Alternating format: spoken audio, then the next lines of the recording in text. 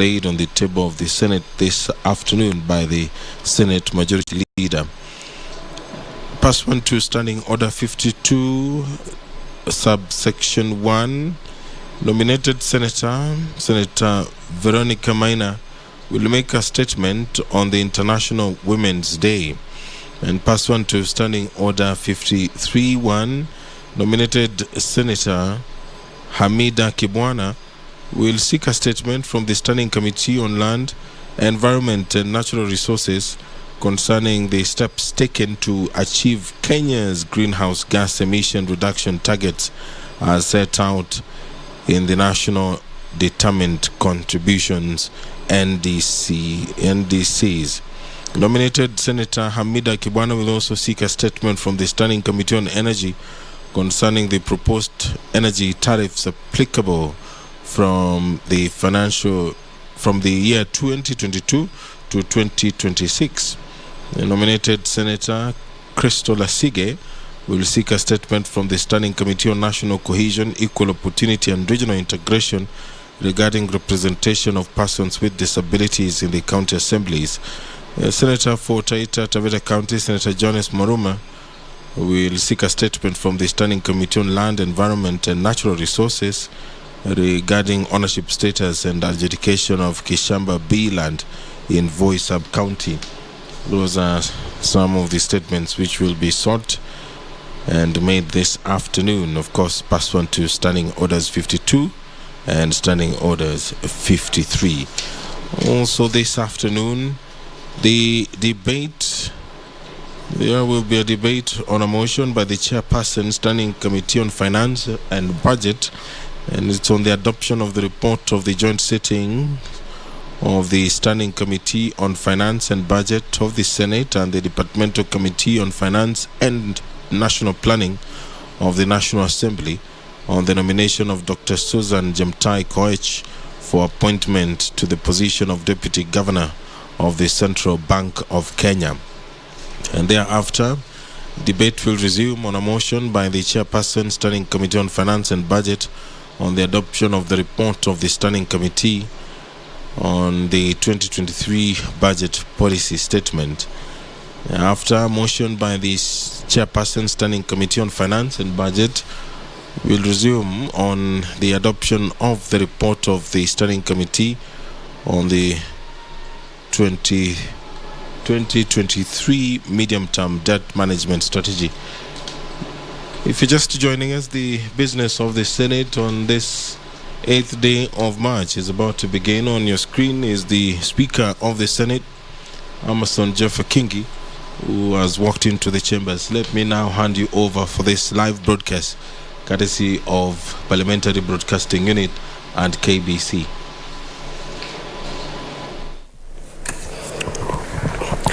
Let us pray. Almighty God, we beseech you to behold with your abundant favor and blessings us, your servants, whom you have been pleased to call to leadership positions in this republic.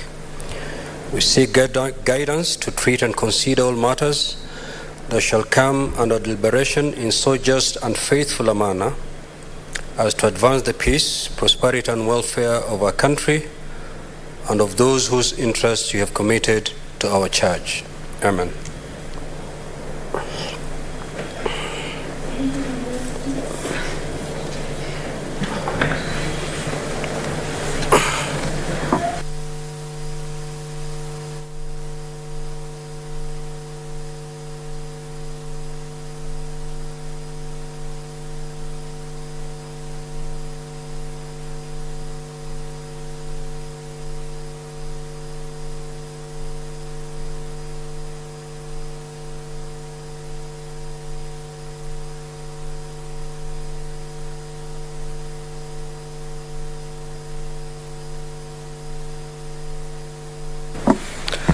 Clerk, do we have quorum?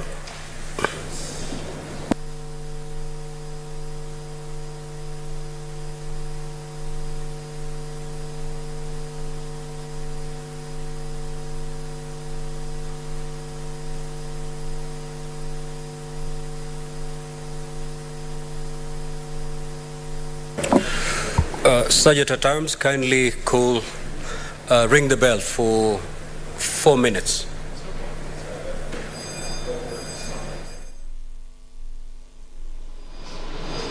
Good afternoon. If you're just joining us, these are live proceedings from the Senate chamber. The business of the House is yet to begin. The House cannot quorate.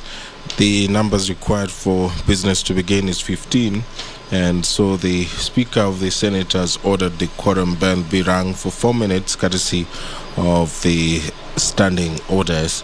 This afternoon, there are a number of bills which have been lined up for debate for the second reading, among them the Parliamentary Powers and Privileges Amendment Bill, Senate Bills number 5 of 2022, the Natural Resources Benefit Sharing Bill, Senate Bills number 6 of 2022, and the County Vocational Education and Training Bill, Senate Bills number 3 of 2022. Those bills have been lined up for debate for the second reading. Nominated Senator Gloria Ruoba will move a motion, and the debate on this was disrupted on Tuesday, 28th of February 2022. The balance of time there is 2 hours 41 minutes. It's on the provision of free sanitary towels to end period poverty. Yeah. Clerk, first order, please. Order number 1, administration of oath. Order number 2, communication from the chair. Order number 3, messages. Order number 4, petitions.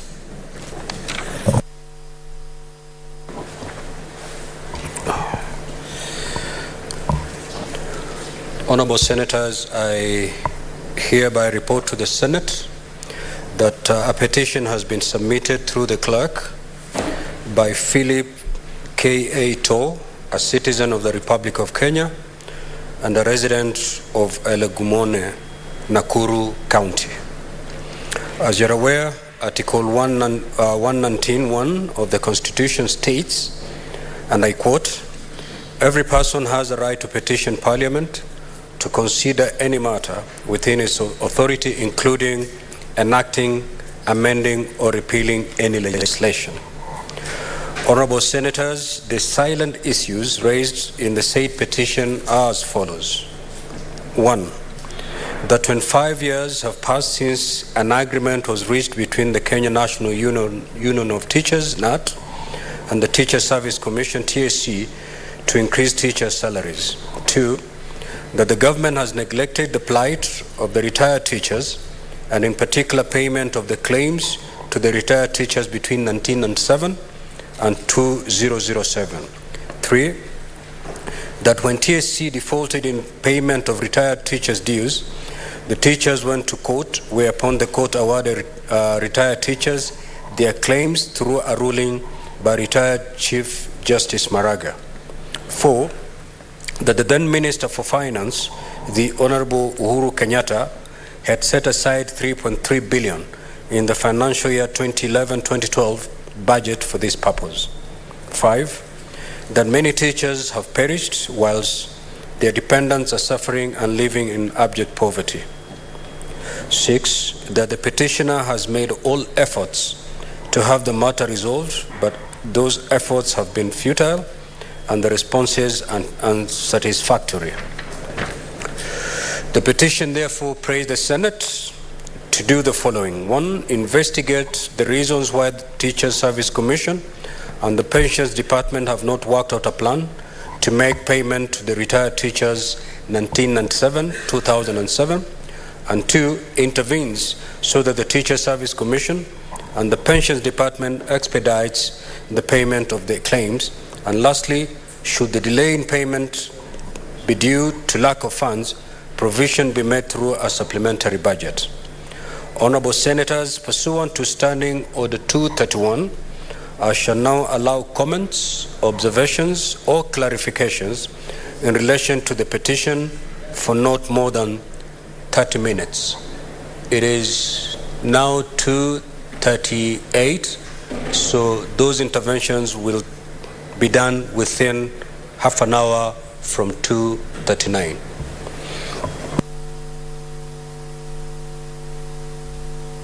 Honorable Moses Kajwang. Mr. Speaker, while I rise to congratulate and to thank the petitioners for deciding to bring this matter before the Senate, which is an indication that they believe that the Senate can find a solution and can ensure that those retired teachers are paid their dues. Mr. Speaker, I had hoped that even before the petition was read, you would do a communication to mark today being the day, the International Women's Day. 8th of March is a public holiday in a number of countries, and today we have the Conference on Status of Women. I do hope, Mr. Speaker, that you will address yourself to that, because we hold our women in high regard. Mr. Speaker, back to the petition. This is a matter that is similar to the issue of retired or former councillors that this House deliberated on, that a committee that was led by the Senator for Laikipia looked at in depth, came up with a report, and the only thing that failed was implementation. I do hope that the Education Committee will learn from the Labour Committee how they handled the matter of retired councillors, because the issues were similar. They retired, they needed some benefits, amounts had been put in the budget, and yet the Finance Cabinet Secretary, I think, was too busy writing SMSs or WhatsApp messages and did not give attention to the plight of the retired councillors. So, Mr. Speaker, I want to request Senator Newtu, who is the chair of the Education Committee, just to reflect on that. But again, the 60 days that have been provided in the standing orders to deal with this matter, Mr. Speaker, is very ambitious. And I hope that the Education Committee will drop everything, because these retired teachers, I personally am a son of a teacher. And unfortunately, my father, who is a teacher, is dead. And so if he was to benefit from this payout, it will be posthumous. And many teachers are dropping out of school, and many teachers are sinking to Changa and Busa in the villages for lack of income and for lack of upkeep. So I congratulate the petitioners and want to assure them that the Senate will do justice to this, and that Senator Cheriot, who leads the majority side, will prevail upon the CS at the Treasury to pay the retired councillors and to pay the retired teachers as per the resolution of the House. Senator Aaron.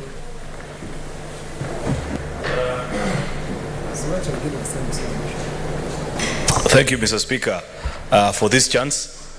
I realize that my comments almost mirror word for word with what the Senator, my good neighbor Senator for Homa Bay, Moses Kajwang, has spoken about, because I wanted to make my first speech today in the House to be a celebration of a girl child and women in general, and to perhaps draw your attention to the need that us as a House, perhaps in future, when you have the opportunity, like we have today, of being International Women's Day, to at least spare some time to speak on the plight and challenges that our women continue to face in various spheres of life. So I'll follow the mood that has been set by Senator Moses Kajwang, and also secondly agree with him on the petition specifically, Mr. Speaker.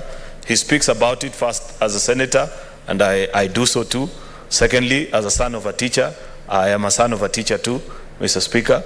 So I understand completely what the petitioners are asking of us as Senate.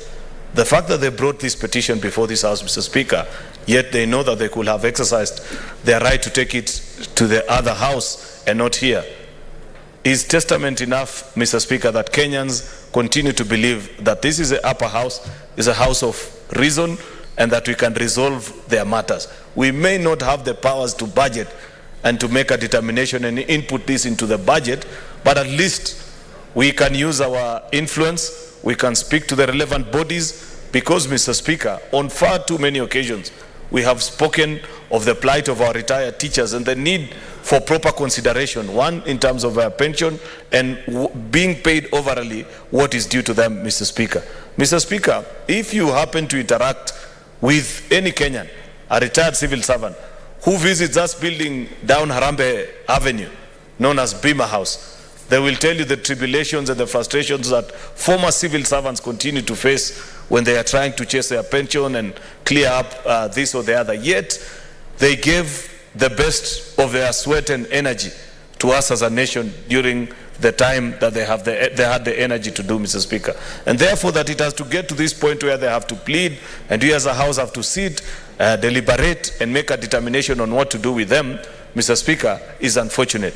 I hope that when the committee sits down, they will not just deliberate on the plight of teachers and retired councillors, as has been mentioned by Senator Moses Kajwang, but the public service in general, and rethink actually our handling of pension, Mr. Speaker. It is not a secret anymore, Mr. Speaker, that the biggest funds that have been put together globally for development, many of these loans that you are taking, Mr. Speaker, are actually from pension funds, people that have saved during their time as they worked, and they reap the benefits, and their countries don't have to struggle paying them or raising money from exchequer to pay pensioners. Perhaps it is time, Mr. Speaker, and I know there was an attempt in the National Assembly last time. I hope this time somebody actually comes up with it and we follow through to reevaluate the public service pension scheme. Make it contributory, because it's no longer sustainable to have to always raise exchequer and collect funding to finance retired civil servants, Mr. Speaker, so that you make your contribution during your time, like we do as members of parliament, and in your retirement you can have something that will take care of you. You don't have to wait, have the pension fund properly managed. I see what happens in other institutions, not necessarily in civil service, but in private practice. Those that have got good pension funds that are well managed, Mr. Speaker, they wait at the end of the month and they receive their dues without having to chase or call any other person, Mr. Speaker. I hope we can get to that level of organization for the public service, Mr. Speaker. Therefore, I support this petition and request that the committee that shall be tasked with the duty of looking through this petition shall consider it expeditiously, Mr. Speaker, and make sure that it's concluded before the 60-day statutory time. Thank you, Mr. Speaker. Senator Mwaruma. Nashukuru Mheshimiwa Spika kwa hii fursa umenipa ili kuchangia hili ombi ambalo limeletwa na mhusika. Kwanza kabisa niseme ya kwamba ni haki ya kila Mkenya kuleta ombi katika Senate. Na ningependa kusema kwamba nashukuru kwa sababu hili swala la malipo ya walimu ambao walistaafu limechukua muda mrefu sana, Mheshimiwa Spika. Mwaka wa 97 walimu wa Kenya walienda katika mgomo, na serikali ya rais aliyekuwemo Mheshimiwa marehemu Moi akawapa nyongeza ya mshahara, lakini hawakutimiza, ama ile serikali haikutimiza kulipa wale walimu. Mwaka wa 2002, Mheshimiwa Spika, wakati uongozi ulikuja mpya wa Mheshimiwa marehemu Kibaki, iliamua kulipa wale walimu malipo yao ya nyongeza ya mshahara. Lakini kuna walimu kati ya mwaka wa 1997 na 2002 walikuwa shastaafu kabla ya kupata malipo yao ya nyongeza ya mshahara, Mheshimiwa Spika. Hawa ndio watu wanaomba hili bunge la Senate liwasaidie ili wapate malipo yao. Na Mheshimiwa Spika, nikiwa katika kamati ya bunge ya Senate ya elimu ama Education Committee, tutalivalia njuga ili tuangalia kwamba hawa walimu ambao wamestaafu na wengine wengi, vile Mheshimiwa Senator Kajwang amesema, wengine washakufa tayari, ili wapate hiyo nyongeza, walipo pesa yao na familia zao pia zipate kulipwa. Imekuwa kama fashion ama mtindo wa serikali ya Kenya kutolipa wananchi wao pesa zao wakati zinahitajika. Katika ile bunge kuna statement ambayo imeletwa na Mheshimiwa Mrango kuhusu makansela ambao wameretire na hawajapata kulipwa pesa zao. Hili ni swala ambalo tuliangalia nikiwa naibu wa mwenyekiti wa bunge lililopita wa kamati ya leba, na tulielekea mpaka Mheshimiwa Kuria Tani ambaye alikuwa waziri wa fedha, akaahidi ya kwamba katika bajeti kutawekwa pesa za kulipa hawa makansela. Mheshimiwa Spika, mpaka leo hawa makansela hawajalipwa. Ni vizuri serikali yetu iheshimu na kuwapa heshima wananchi wake na kuwalipa pesa zao za takrima wakati wanapohitajika. Mheshimiwa Spika, huo ndio utakuwa mchango wangu, na tutalivalia njuga hili swala ili hawa walimu na pamoja na makansela walipwe pesa zao kwa wakati unaofaa. Asante sana Mheshimiwa Spika. Senator Bone Kalwale. Thank you, Mr. Speaker.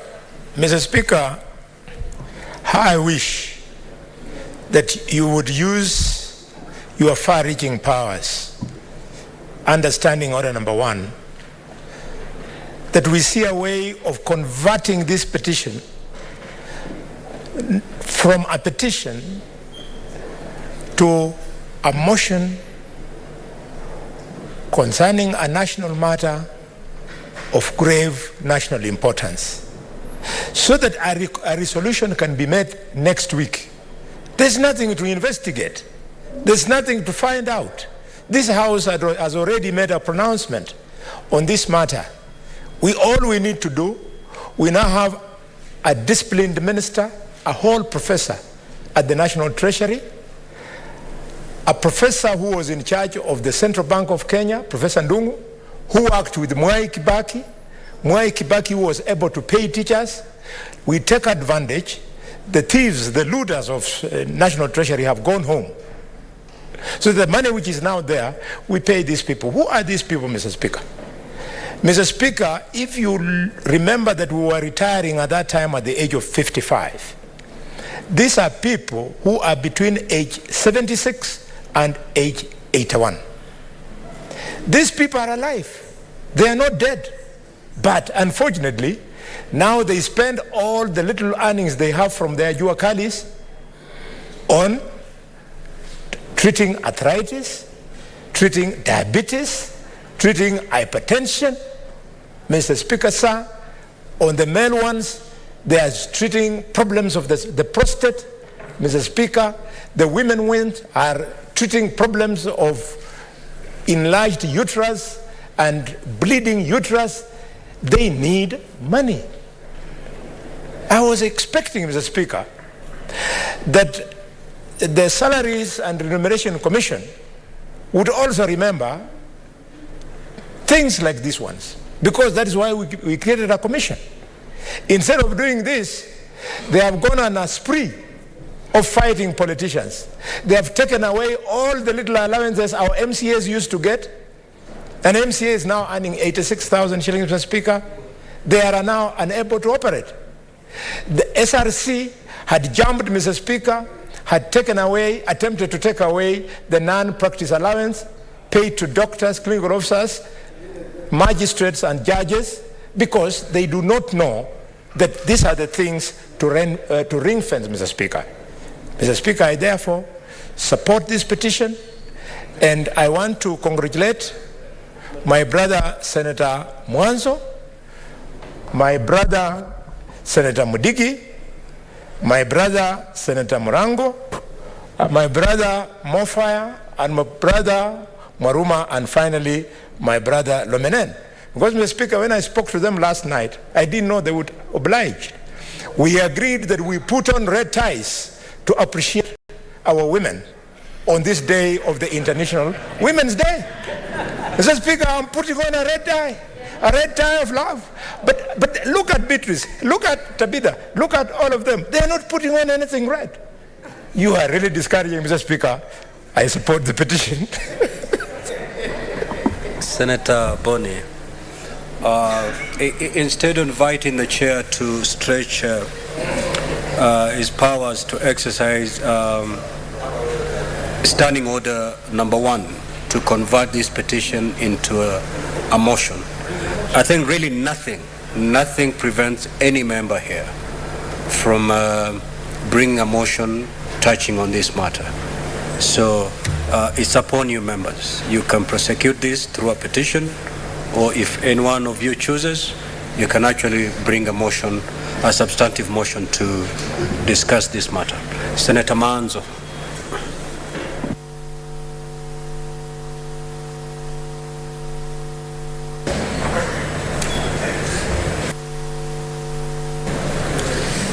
Thank you, Mr. Speaker, for giving me an opportunity to support this great petition.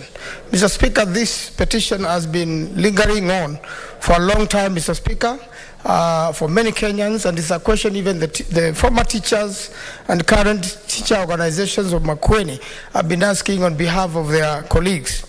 Mr. Speaker, my late parents were first teachers before they went to preach the gospel. And I can assure you, many teachers who retired in those days have really suffered a great deal. The matter has been to court, out of court. I've been to the government made an allocation which was never honored. Mr. Speaker, if these teachers, once they retired, if they got their money, Mr. Speaker, they would have spurred the economy. They would have made investments in different, in agriculture, you know, in hardwares, in the shops, and they would have even paid more taxes to the country. But unfortunately, without investing 3.3 billion shillings through such brilliant people who've been teaching business and who've been teaching good ideas, that money was never given an opportunity to such people. And as the Honorable Senator Boni Arwale has said, they have now aged and suffered diseases, and some have actually died out of frustrations, high blood pressure, and related diseases. Mr. Speaker, it will do a great deal. Even through this petition, Senate can come up with a very pressurizing decision.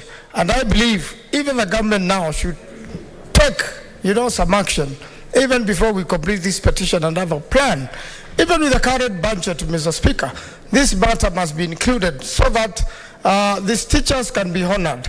I believe as we honor women today, there are many of these people who have not been paid are women, are ladies who have served this nation with a great deal.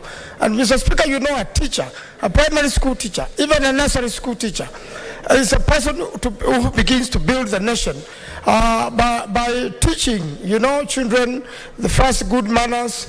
And even myself, Mr. Speaker, I'm a creation of teachers. And many of us here, I believe they are. So, Mr. Speaker, I really want to plead with the committee, plead with the government that they honor this particular deal and judgment so that the retired teachers of this country can get their dues. I thank you, Mr. Speaker. Senator Murango.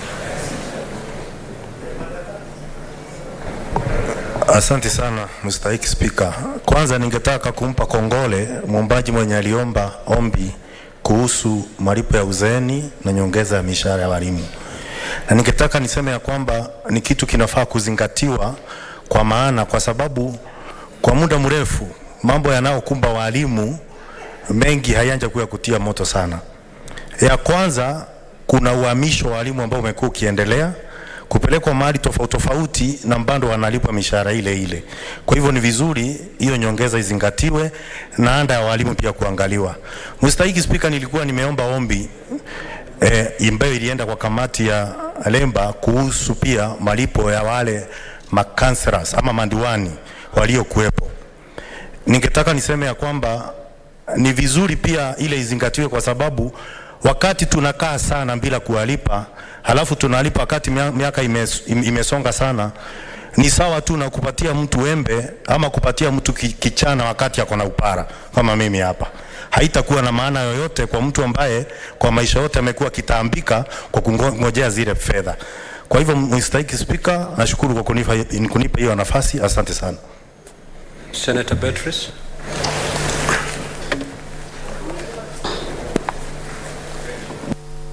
Thank you, Mr. Speaker, sir, for giving me the opportunity. I want to support the petition by Philip K.A. concerning the delay in payment of pension to teachers who retired between 1997 and 2007. Mr. Speaker, sir, anytime anybody now addresses pupils in school or students, and you ask them how many of them aspire to be teachers, you'd be surprised that many students do not aspire to be teachers. Why?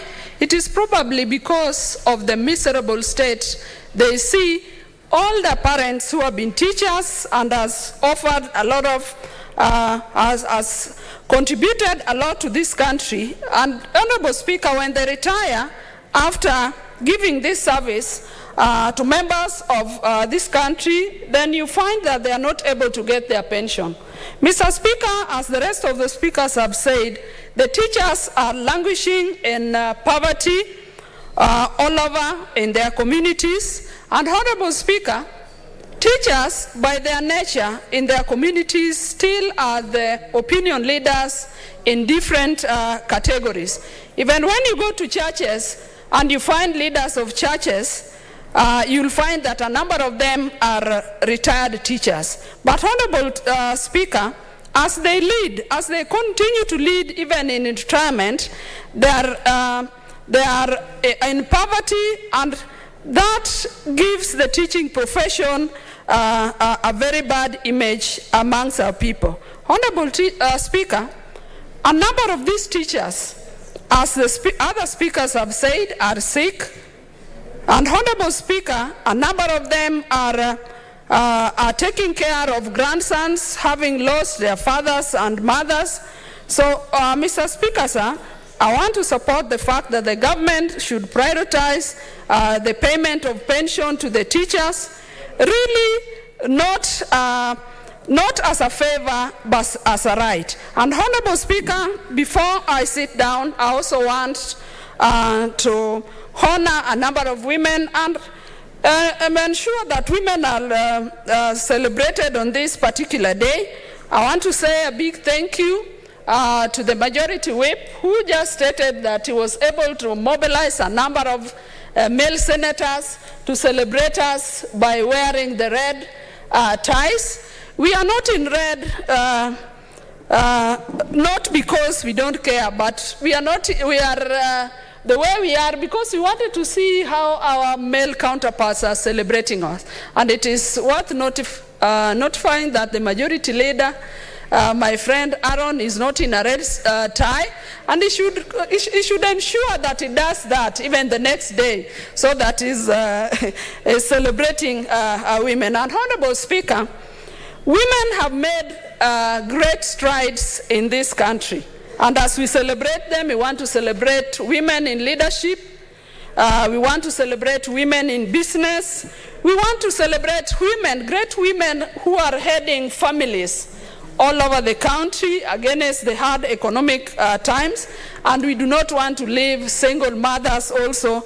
We want to celebrate them. And amongst those we are celebrating our great women leaders who even made it to the Senate via election. An example is the Deputy Majority Leader, our friend Senator Tabitha Karanja. We have our senior here, Senator Agnes Muthama. We have Senator Fatuma Dulo. And they should know that we celebrate them, and we're also struggling to come back as elected. Honorable Speaker, I support the petition.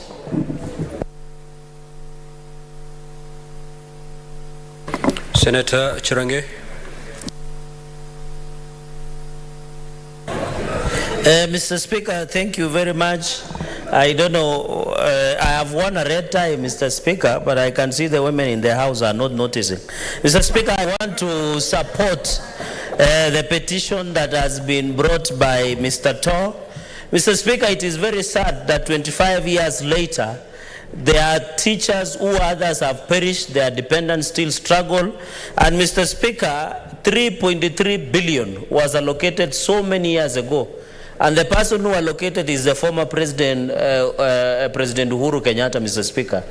If we are losing 15 billion in 26 minutes, what is hard for the former regime to pay 3.3 billion to the teachers, Mr. Speaker? And you know, Mr. Speaker, the greatest teacher of all time was Jesus Christ, Mr. Speaker. So the point I'm trying to make, Mr. Speaker, these teachers, this is, in fact, Mr. Speaker, this is a human right issue. It is not ordinary issue. This is a labor right issue, Mr. Speaker, and these teachers must be paid their full dues. Mr. Speaker, if they are beneficiaries and dependents, Mr. Speaker, they must be paid, because teachers, Mr. Speaker, continue to undergo a lot of challenges, Mr. Speaker. We are not saying teachers are more special than other professionals like journalists and others. They are also, unlike pharmacists or engineers, Mr. Speaker, or lawyers. But what we are saying, let them be considered in a fair way, Mr. Speaker. 3.3 billion, while we are losing 15 billion in 26 minutes, Mr. Speaker, is very unfortunate, Mr. Speaker. They should be paid. I want to appeal to the CS Machopo, Mr. Speaker, and our beloved President William Ruto to at least expedite the payment of 3.3 billion to these teachers, Mr. Speaker. Finally, Mr. Speaker, teachers continue to suffer a lot, especially on the issue of delocalization, Mr. Speaker. As we talk, I'm carrying a list of number of teachers, Mr. Speaker, from Vihiga, where my brand senator also represents, where I have a list of teachers from Kakamega, and from even northern part and Kisumu County, where Senator Professor Tomo Jenda. Mr. Speaker, their only crime, Mr. Speaker, and you need to give direction on this, even as we discuss about this petition, Mr. Speaker. Their only crime was to demand that they be brought back to their home counties. Because, Mr. Speaker, when Kenya Kwanza, which the ruling party, we came into power, the issue of the localization was to be removed, Mr. Speaker. Why is it that the TSC and TSC directors in the Vihiga County, in Kisumu County, in Kakamega County, Narok, are going rogue and denying our teachers to be taken back to their home counties?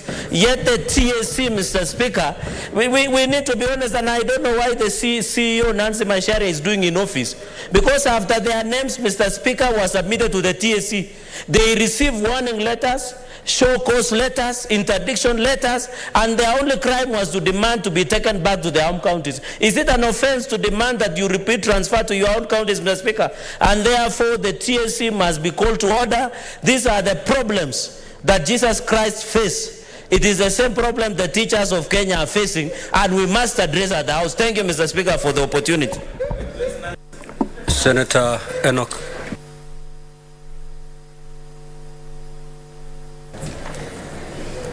Thank you, Mr. Speaker. Mr. Speaker, from the onset, I stand in full support of this petition by Mr. Tu.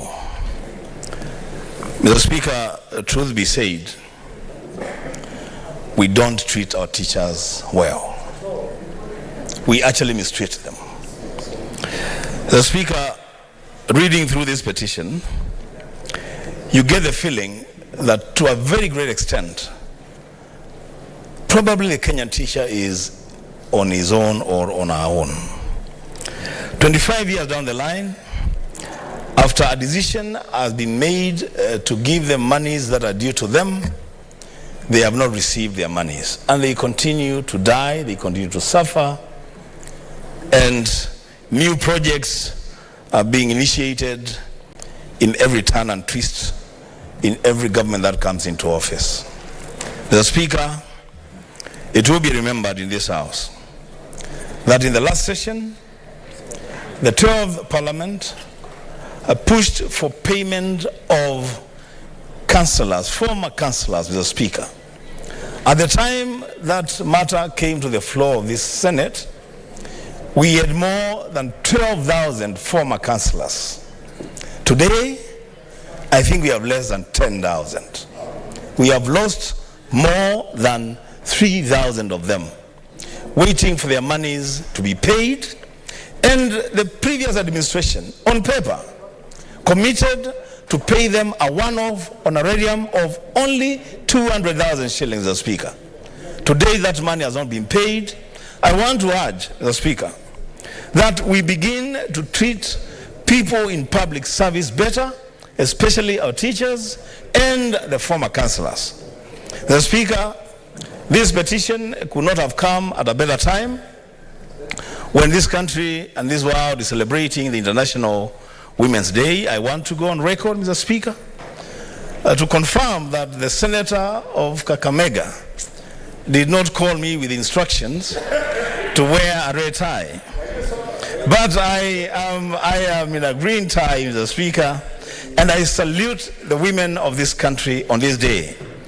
For the women in the House, Senator Tabitha, Senator Mariam, Senator Oroba, Senator Ezena, Senator Shakila, Senator Beatrice, Senator Kavindu, Senator Beth, Senator Tabitha, our Sergeant at Arm, Sarah, and the other Sergeant at Arm, Mr. Speaker, to the women, the clerk on the table, the Speaker, to all the women in the House, I salute you and I wish you every bit of success in this life and beyond. I thank you. Senator Mundigi.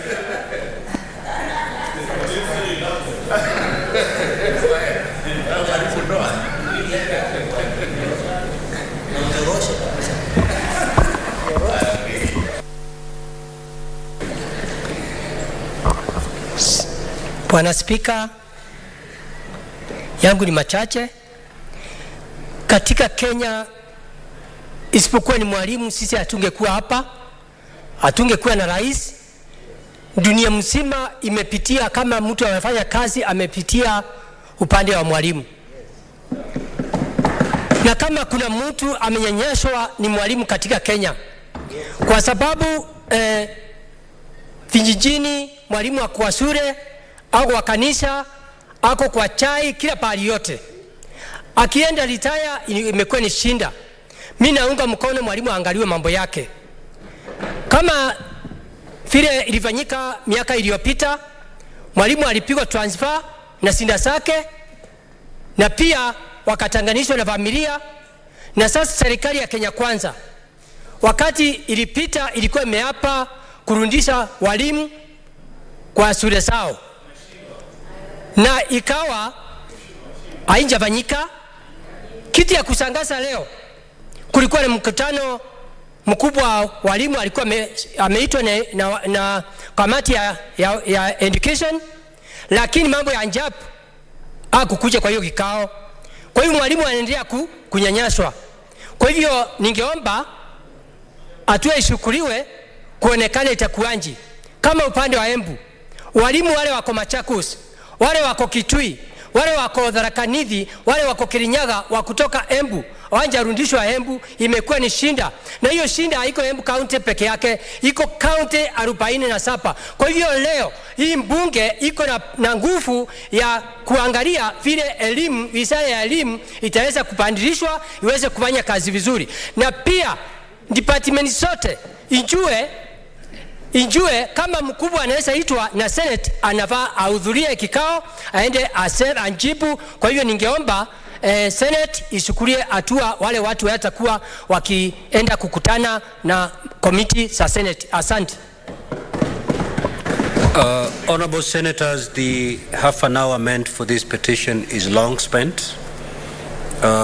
However, now that today is a big day to our female colleagues, I will allow those who are on the queue of the female gender to make their contributions.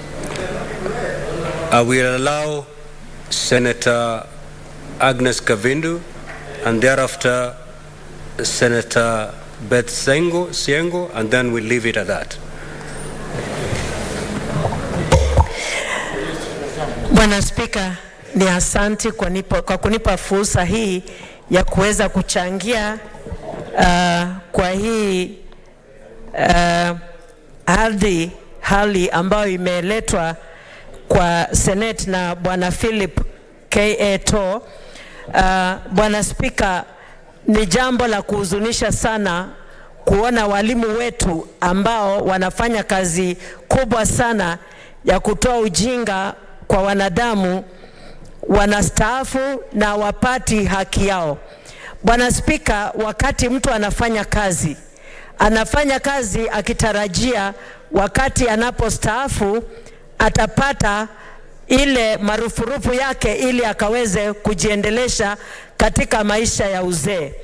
Na mtu anapostaafu kwa miaka ile ya kustaafu, miaka 50 na kitu. Bwana Spika, wakati huo mtu huwa anategemea ile pesa yake ya marupurupu, na ni ajabu kuona ya kwamba kutoka mwaka wa 1997 mpaka mwaka wa 2007 kuna walimu walistaafu na mpaka sasa hawajapata kulipwa. Bwana Spika, ninaunga mkono hii ardhi hali ili walimu waweze kulipwa pesa zao. Pia Bwana Spika, ninaongea kuhusu madiwani ambao walistaafu. Bwana Spika, walikuwa wamesemekana ya kwamba watapatiwa marupurupu waweze kujiendelesha, na kutoka wakati hata mjadala uliletwa katika hii Senate na Bwana Senator Kiio, mpaka wa leo hakuna jambo lolote ambalo limefanyika. Bwana Spika, ninaomba rais wetu Bwana William Samoei Ruto pamoja na CS wa elimu waweze kuangalia hii maneno vizuri, na walimu waweze kulipwa malipo yao, na makansela, madiwani wale ambao walistaafu. Asante Bwana Spika kwa kunipa hii fursa.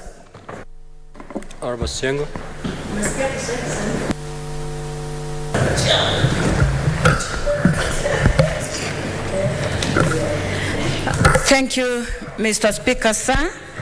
I also raised to support the petition on the payment of the dues for the retired teachers. Mr. Speaker, sir, I stand here as a former teacher, and it is really demoralizing to look at how teachers are taken, yet they contribute to community development. They are the ones who are living with the community every day, every time, and making them not to get their dues makes them unproductive and makes them feel unempowered. Mr. Speaker, sir, looking at the years 1997 to 2007, when the teachers who retired, and as some of my colleagues have already indicated that the people retire, of course, when they are aged. And I'm wondering, the government has been giving social support to the elderly. Why not also pay dues to teachers who have retired and they have aged? Mr. Speaker, sir, allow me to look into the teachers also, that on this special day, on International Women's Day, there are teachers who are women who are living and supporting families. Mr. Speaker, I'm wondering also now about the TSC and the way they have localized teachers. Those women who are localized, and they are meant to teach in different parts of this country and very far from their community, and yet they are the ones who are supposed to support their families. This is contributing to marriage breakups, because these women who are working very far and leaving their husbands behind and also separated, this is not right, and it is causing family breakups. So I request the CEO, Madam Nancy, the TSC CEO, to think about delocalization. As one of us said, I'm also holding a list of delocalized teachers from Kitui County who have been taken to Meru, Embu, Kirinyaga, very far from their families. And they are crying daily how they will contribute also to support their children, because some are young teachers who are still in childbearing age, and they cannot support and bring up their children together with their husbands. Finally, Mr. Speaker, sir, today is our day. And I would request, as the bullfighter, Senator Bonnie Alwale, indicated, that this life requires both gender. Men support women. I will speak to my fellow senators, ladies, that we also organize a way of recognizing men who support women, and we'll give you certificates of recognition. Thank you so much, Mr. Speaker, sir.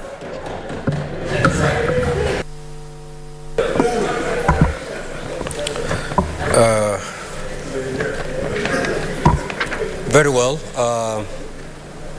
We do appreciate the female senators, and we pray for the very best for you. And as your speaker, I want to ask you, at the rise of the House, kindly the lady senators, if you can make your way to my office, so that you're given us some appreciation message. Lady senators, Senator Kajwang, lady senators. I hope some of you will not go wearing. It is the only day that we celebrate women. So let them have their day, please. Honorable senators, pursuant to Standing Order 238-1, the petition should be committed to the relevant standing committees for its consideration. In this case, I direct that the petition be committed to the Standing Committee on Education. In terms of Standing Order 238-2, the committee is required in not more than 60 calendar days from the time of reading the prayer to respond to the petitioner by way of a report addressed to the petitioner and laid on the table of the Senate. I thank you, honorable senators. Now, honorable senators, pursuant to Standing Order 45-2, I beg to rearrange today's order paper, and instead of moving to order number 5, 6 to 7, we immediately go straight to order number 8, dispense with that, and then go back to the business of the House as contained in the order paper. Clerk, call out that order. Order number 8, motion, adoption of the report of the joint sittings of the Standing Committee on Finance and Budget of the Senate and the Departmental Committee on Finance and National Planning of the National Assembly on the nomination of Dr. Susan Jemtai Koech for appointment to the position of Deputy Governor of the Central Bank of Kenya.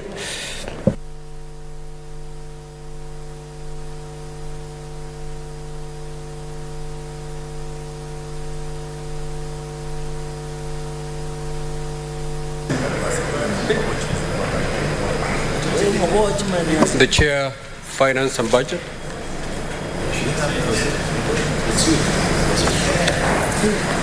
Thank you, Mr. Speaker. Being a Women's International Day, my Chairman, Finance Budget, has given me the honors as the Vice Chair to move. And I proceed. Mr. Speaker, I beg to move that the Senate adopts the report of the joint sitting of the Standing Committee of Finance and Budget of the Senate and the Departmental Committee of Finance and Planning of the National Assembly on the nomination of Dr. Susan Jemtai Koech for appointment of the position of the Deputy Governor of the Central Bank of Kenya, laid on the table of the Senate on Tuesday, 7th March 2023, and pursuant to Section 13B1 of the Central Bank of Kenya Act and Section 8 of the Public Appointments Parliamentary Approval Act, approves the nomination of Dr. Susan Jemtai Koech for appointment of the position of the Deputy Governor of Central Bank of Kenya. I call Dr. Halwale to second.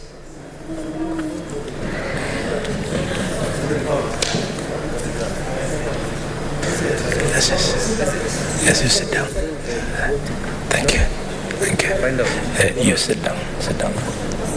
Thank you, Mr. Speaker. Mr. Speaker, I rise to second this motion as moved. And Mr. Speaker, I was privileged to sit in the vetting committee of the two houses. And indeed, the young woman who has been identified for Deputy Governor of the Central Bank of Kenya lives up to the bill. Mr. Speaker, I found her academically qualified, professionally competent, and Mr. Speaker, with a vast history of experience in the banking in the banking sector. And Mr. Speaker, when addressing us, she told us that her DNA is banking.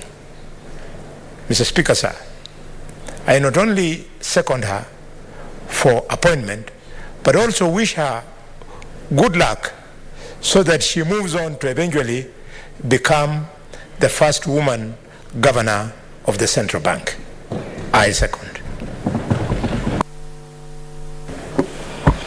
Honorable Senators, I now propose the question that the Senate adopts the report of the joint sittings of the Standing Committee on Finance and Budget of the Senate and the Departmental Committee on Finance and National Planning of the National Assembly on the nomination of Dr. Susan Chemtai Koech for appointment to the position of Deputy Governor of the Central Bank of Kenya, laid on the table of the Senate on Tuesday, 7th March 2023, and pursuant to Section 13B(1) of the Central Bank of Kenya Act and Section 8 of the Public Appointments Parliamentary Approval Act, approves the nomination of Dr. Susan Chemtai Koech for appointment to the position of the Deputy Governor of the Central Bank of Kenya.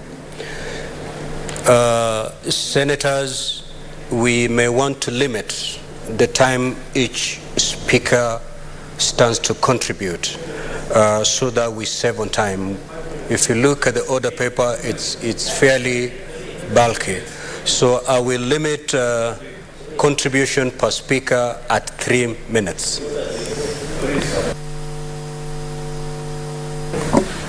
Senator Kisang.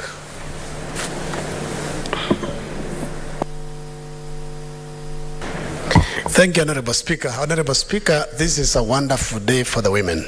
We are celebrating International Women's Day, and it's the first time that we are debating and approving a woman to be the Deputy Governor of Central Bank. This is good. Dr. Susan Koech is experienced with over 30 years in the banking industry. She has a PhD, she has a master's in business administration, bachelor's in business administration. She's a member of Kenya Bank Association. She's a member of several professional bodies. Susan has experience, she's suitable. She doesn't have any dual, she's a Kenyan citizen without dual citizenship that we had some challenges sometimes last year. Somebody who was appointed as a ambassador who had dual citizenship. Honorable Speaker, Susan is competent. We are only asking her, as the two houses approves her and the president appoints her as the Deputy Governor of Central Bank, is to look at our Central Bank, especially on Forex. We have issues. There are traders and business who import goods to the country who have complained that there is some shortage of Forex in the country. I hope as soon as she reports, she's going to team up with the Governor of Central Bank and ensure we have enough Forex in the country so that businesses don't stop doing what they're supposed to be doing. Honorable Speaker, she's very suitable. And I request this House, Honorable Speaker, that they approve the Susan as the Deputy Governor of Central Bank, so that as soon as earlier this week, she is appointed to go and take that mantle and help the country. Honorable Speaker, I support the motion and ask senators to support so that we can approve as soon as quickly. Senator Mudama Kavindu. Thank you, Mr. Speaker, for this opportunity to join my fellow senators in congratulating, first of all, Dr. Susan Koech in her appointment as a Deputy Governor of the Central Bank of Kenya. Mr. Speaker, I'm really grateful to our President because he has appointed several women in different positions, and I'm very proud of every woman who is climbing the ladder, because many years women have been left behind, but recently we are seeing women climbing the ladder, and I want to congratulate Susan and tell her when she enters into that office, she should make women proud by working hard and delivering the mandate that she has been given, and the honor that she has been given by the President. Mr. Speaker, let me also take this opportunity to congratulate every woman in this country and even outside this country for this day when we are celebrating International Women's Day. It's an honor for women, because without women, there would be no people in this world, because men alone cannot produce. So women are very precious because they are the womb that carries every seed that is given by men. So congratulations to every woman as carriers of the seed and delivering the nations of the world. Thank you, Mr. Speaker. I support. Senator Beatrice. Honorable Speaker, I also rise to support and to congratulate Dr. Susan Jemutai Koech on her nomination to the position of Deputy Governor of the Central Bank of Kenya. And Mr. Speaker, records in this country and elsewhere show that when women are given heavier duties, they are able to perform and they excel outstandingly. And in so doing, we have a lot of confidence in this nomination, and I support this nomination. And the fact that Susan has exhibited outstanding skills in her former duties is good enough, and that has made us be sure that given the position, Susan Koech is going to perform and make women proud, and not only make women proud, but make the whole nation proud. Mr. Speaker, I support. Senator Kinyua. Asante Speaker kunipa fursa hii. Nataka kuchukua muda huu kusema ya kwamba naunga mkono na nasema ya kwamba Susan Jemutai Koech leo ni sadifa, kwa sababu leo ni siku ya wanawake ulimwenguni, na siku ya leo ndio jina yake inayoletwa hapa. Kwa hivyo inamaanisha ya kwamba hata sisi, yeye akiwa kama mwanamke na kulingana na vile ambavyo kumesemwa, amebombea katika kazi yake.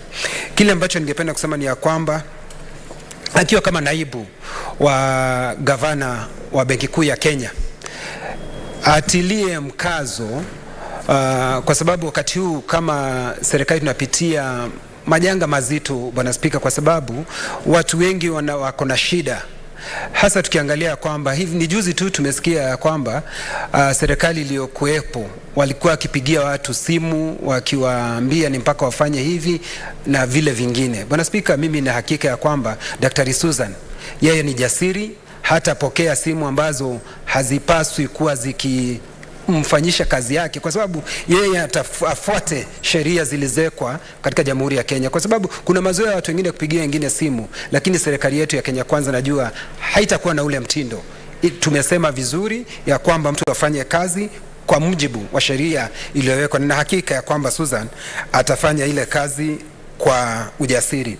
Bwana Spika, ni vizuri kwa sababu yanaingia katika Banki Kuu ya Kenya na hao ndio wanashughulikia hela, akumbuke ya kwamba tumesema hapa kinago baga kuhusu walimu, shida wanazopitia Bwana Spika. Si walimu peke yake Bwana Spika, hata madiwani wamekuwa wakipitia katika janga hile. Tumelivalia njuga, tumeliongea, lakini jambo hile lilionekana kutiliwa manani. Kwa hivyo unasema ya kwamba kwa sababu atakuwa akishughulikia mambo ya hela, waangalia ya kwamba walimu wale wamestaafu wamelipwa hela zao. Madiwani waliostaafu Bwana Spika wamelipwa hela zao. Na wasipofanya hivyo Bwana Spika, wao ndio wanachangia kutolipa watu hela zao, ndio wanachangia wakati watu wanafanya kazi wakati huu. Ukiona ya kwamba utastaafu na utalipa pesa yao, unapata watu wanaingilia kuwa afisadi Bwana Spika, na wanafuatilia wimbo ambao umeimbwa na Samba Omar Mapangara Bwana Spika, ativunja mifupa kama ngali meno iko.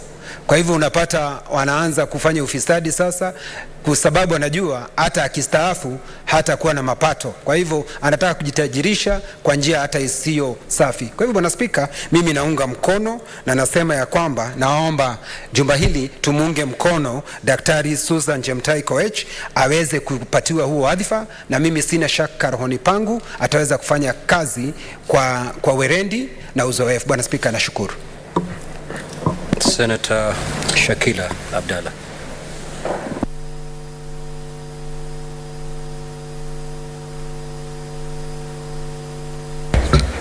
Thank you, Mr. Speaker. Mr. Speaker, I rise to support the nomination of Susan. I am among the ones who were there, the panel which interviewed her. She was very eloquent, very confident, and she seemed to know exactly what she's going to do. So I want to congratulate her and wish the best for Susan, because we believe as a lady, normally a lady is always, what a man can do, a lady can do better. So we have confidence in her. We are very happy for her nomination, and we believe that she would deliver. She would deliver as a woman, because she would always make sure she protects her space and she protects her name for her to deliver and build the name of a woman. Thank you, Mr. Speaker. I support. Senator Mariam.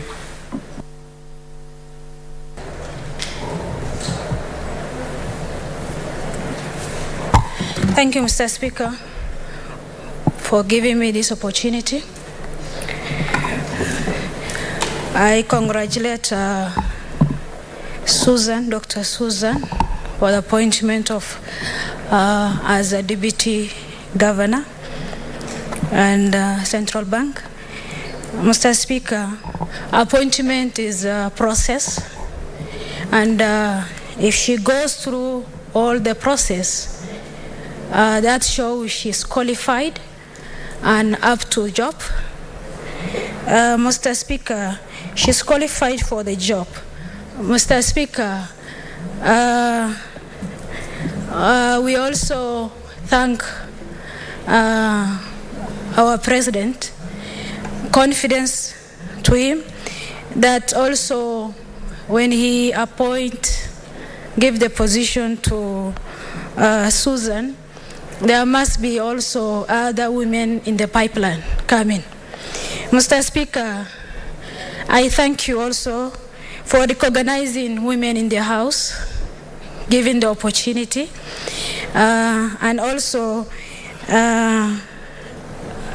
recognizing International Women's Day. Thank you, Mr. Speaker. Senator Wamatenga. Thank you very much, Mr. Speaker, sir, for giving me this chance.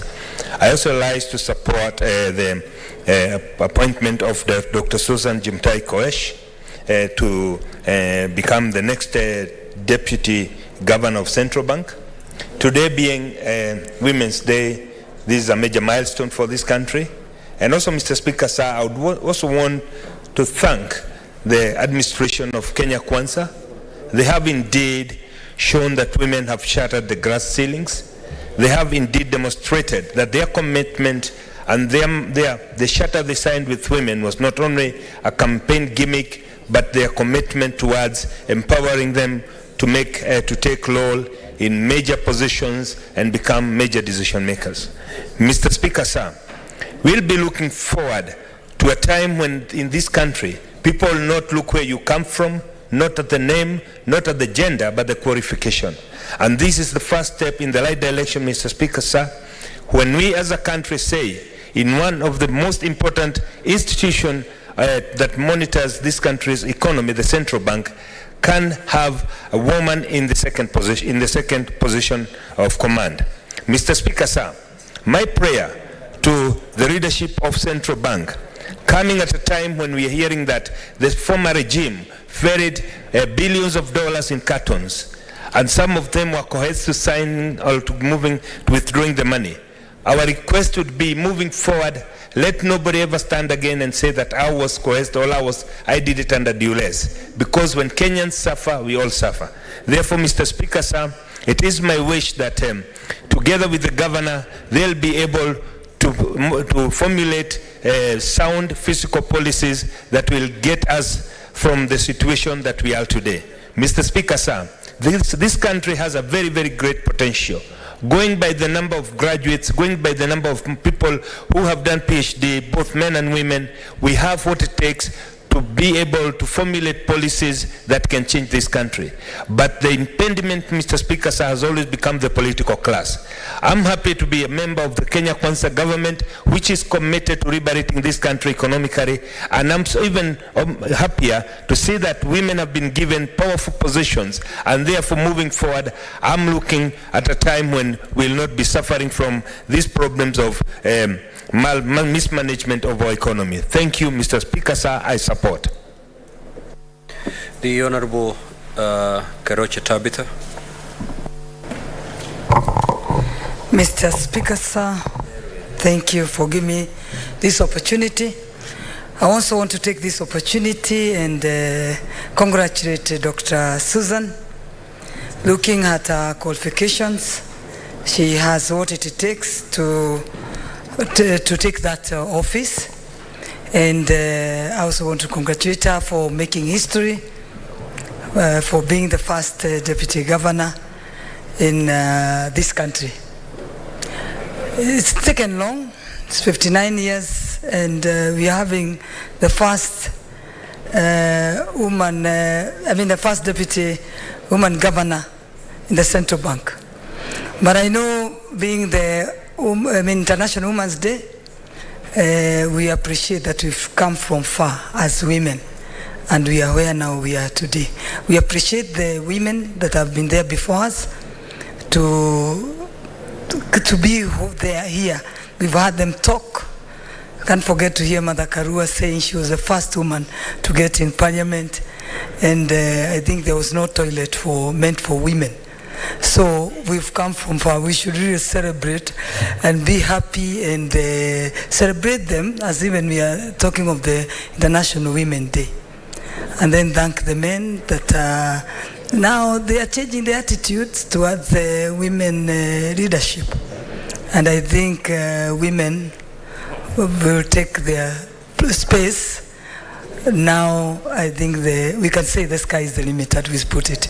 Thank you, Mr. Speaker, and I support the appointment of Susan, and I urge all our senators to support it. Thank you.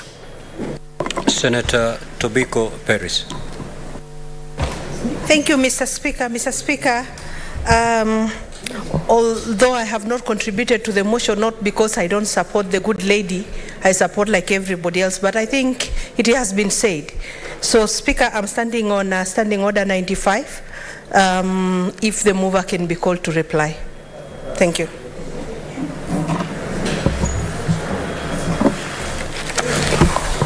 Honorable Senators, I need to dispose of that.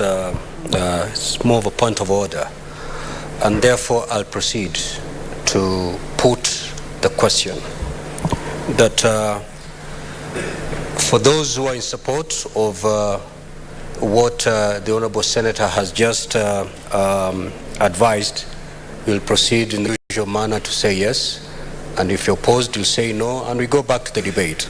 So I'll put the question that the mover be called to reply.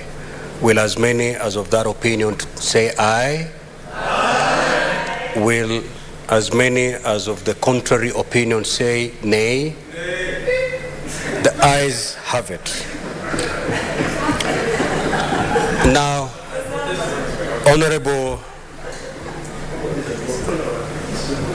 Honorable Senators, Senator Cheptumo, you are out of order.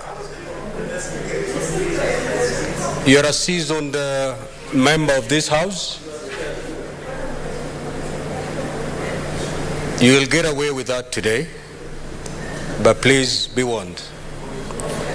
So, Honorable Senators, I'll proceed. Before I proceed, Senator Sifuna, kindly make your way to the chamber.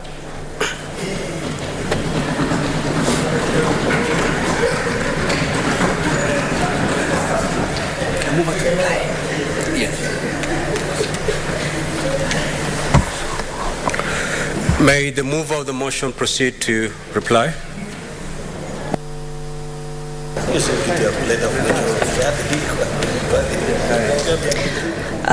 Thank you, Mr. Speaker. And I take this particular opportunity, Mr. Speaker, to thank my senior colleagues, my colleague senators for their positive contribution towards this debate. And I want to just add a few and say that, as the vice of the Finance Committee, we had an opportunity to vet Dr. Susan Koech, and she's very, very qualified. She's a PhD holder, a master's holder in strategic management and business administration from the University of Moi, something that she exhibited very, very exemplary, and her leadership skills, her communication skills, Mr. Speaker, they are very, very eloquent.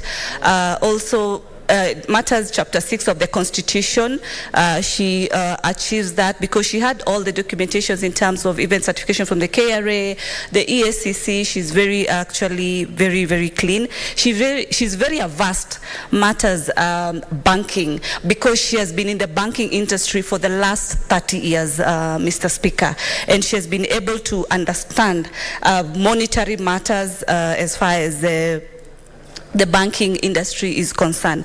Mr. Speaker, Dr. Susan has been able to have very high levels of interpersonal skills, including performance management, and I believe with all this averse in her knowledge and experience, she's going to be able to perform. I'm also proud to state in this great day of International Women's Day, she's the first woman to step in as the Deputy Governor CBK. We look forward for even bigger promotion on her position as even the future Governor CBK, something that we are very proud of her in that particular position. Also, she's a member of the Kenya Institute of Management and also the Kenya Institute of Bankers. She has really been able to understand the monetary space that she actually is. Mr. Speaker, with those many remarks, I do request my colleague, I beg to move. I beg to reply, Mr. Speaker. Thank you.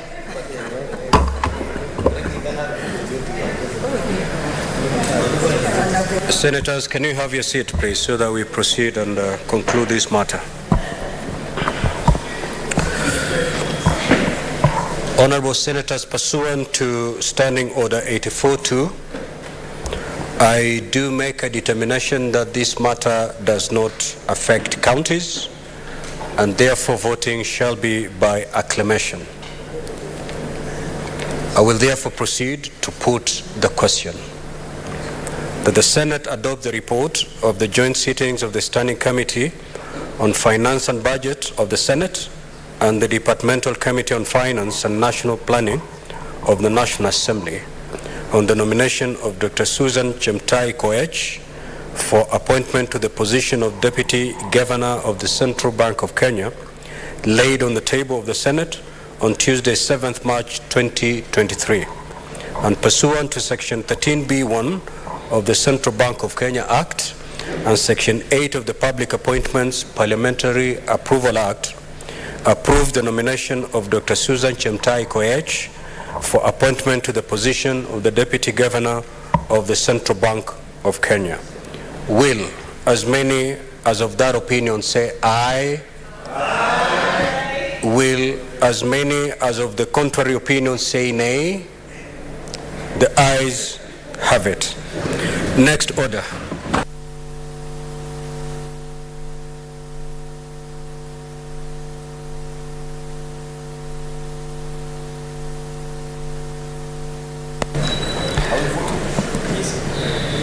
Order number 5, papers. Leader. The majority leader.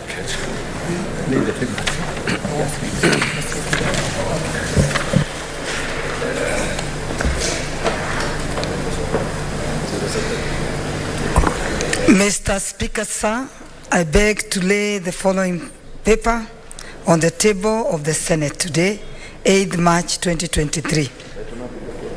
Report of the Auditor General on the financial statement of County Government of Bomet, County Revenue Fund for the year ended, that is June 2022. Report of the Auditor General on the financial statement of the Kitui County Executive for the year ended 30th June 2022. Report of the Auditor General on the financial statement of the Kitui County Assembly for the year ended 30th June 2022. Report of the Auditor General on the financial statement of Makueni County Executive for the year ended 30th June 2022. Report of the Auditor General on the financial statement of Makueni County Assembly for the year ended 30th June 2022. Report of the Auditor General on the financial statement of the Makueni County State and the Public Officers Car Loan and Mortgage Fund for the year ended 30th June 2022. Thank you, Speaker. Next order. Report of the Auditor General on the financial statement of Makueni County Emergency Fund for the year ended 30th June 2022. Report of the Auditor General on the financial statement of Baringo County Executive for the year ended 30th June 2022. Report of the Auditor General on the financial statement of the Baringo County Assembly for the year ended 30th June 2022. Report of the Auditor General on the financial statement of Baringo County Assembly members, car loan and mortgage fund for the year ended 30th June 2022. Report of the Auditor General on the financial statement of Baringo County Assembly staff, car loan and mortgage fund for the year ended 30 June 2022. Report of the Auditor General on the financial statement of Machakos County Executive for the year ended 30 June 2022. Thank you. Next order, Clerk. Order number 6, notices of motion.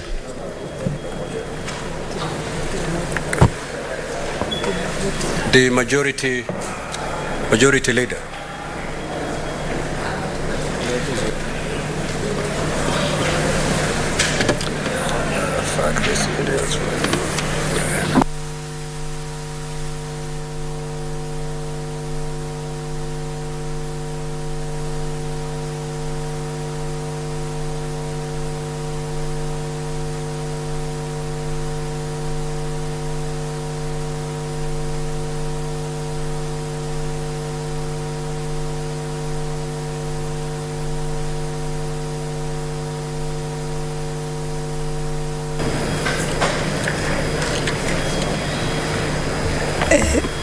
Mr. Speaker, I beg to give the approval of the sitting of the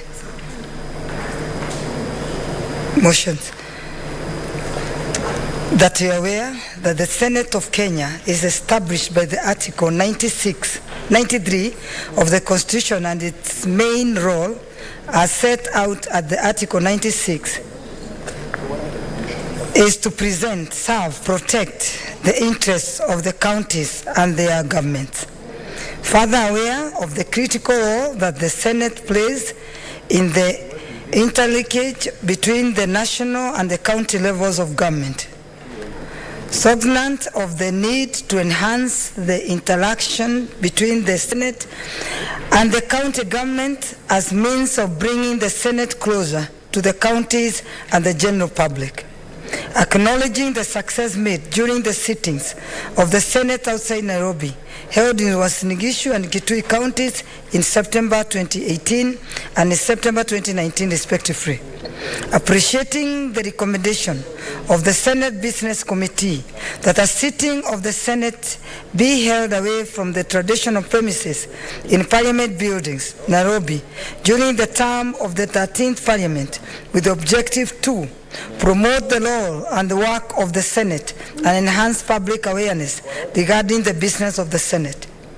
highlight existing and new opportunities for the engagement in the legislative process, develop and strengthen partnerships at the county level of government, and provide an opportunity to members and staff of county assemblies to learn and share best practices with senators and parliamentary officers.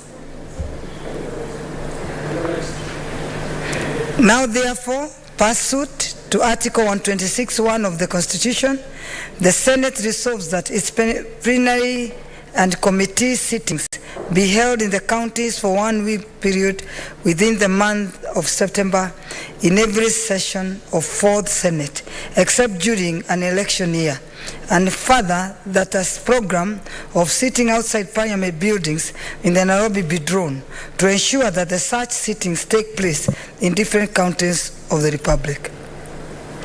Thank you, Mr. Speaker. Thank you. Next order.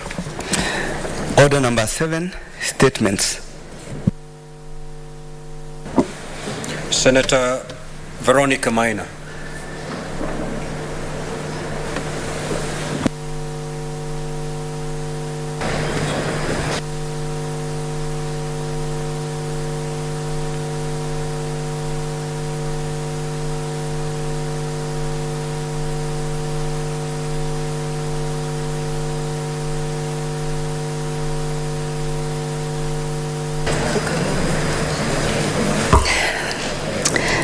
Thank you, Mr. Speaker. On behalf of my colleague, Senator Veronica Maina, I rise pursuant to Standing Order 52.1 to make a statement on a topic of general topical concern, namely the International Women's Day. The day is observed annually on 8th March of this year's theme, which is Innovation and Technology for Gender Equality. Kenya has made progress towards gender equality in recent years, but there has still been much work to be done. Technology and innovation can play a crucial role in advancing gender equality in Kenya by creating new opportunities for women, promoting their empowerment, and increasing access to resources and information. Mr. Speaker, sir, here are some of the examples of how technology and innovation can help promote gender equality in Kenya. 1, property ownership. Land tenure. Technology can help women secure land tenure by providing them with digital land registries and documentation systems that recognize and protect their property rights. Inheritance. Technology can also help women inherit property by providing them with online tools to register and enforce their inheritance rights. Mr. Speaker, the digital financial inclusion, that is digital financial services that can increase women's access to finance and financial services, including mobile banking and microfinance.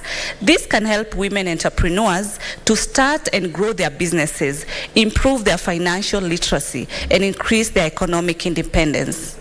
Mr. Speaker, entrepreneurship, which is technology, can also help women entrepreneurs by providing them with tools and platforms to start and grow their businesses, access markets, and connect with customers. E-learning and skill development. Technology can provide women and girls with access to education and skills training, especially in remote and rural areas. Online courses, webinars, and e-learning platforms can increase access to education and skills training for women and girls. Healthcare technology. Mr. Speaker, the technology can help to improve the women's health outcomes by increasing access to healthcare services, information, and resources. Mobile health applications and telemedicine can help to bridge the gap in healthcare access for women in rural areas. And remote patient monitoring can improve the quality of care for pregnant women and new mothers. Mr. Speaker, gender-based violence prevention. Technology can be used to prevent and respond to gender-based violence, including online harassment and cyberbullying. Mobile applications and hotlines can provide women with a safe and anonymous way to report the abuse and access support services. Mr. Speaker, political representation. Innovation and technology can also play a significant role in promoting gender equality in political representation. As we work towards ensuring that we implement the two-thirds gender principle in Parliament, here are some of the ways that technology can be used to advance gender equality in politics. One, the social media platforms. Social media platforms can be used to raise awareness about the importance of gender equality in political representation. Women can share their stories and experiences while also promoting their political campaigns and ideas to a wider audience. Data analysis. Data analytics can also be used to identify gender-based biases in political campaigns and election outcomes. This information can be used to develop more targeted strategies to be able to address the biases and promote gender equality.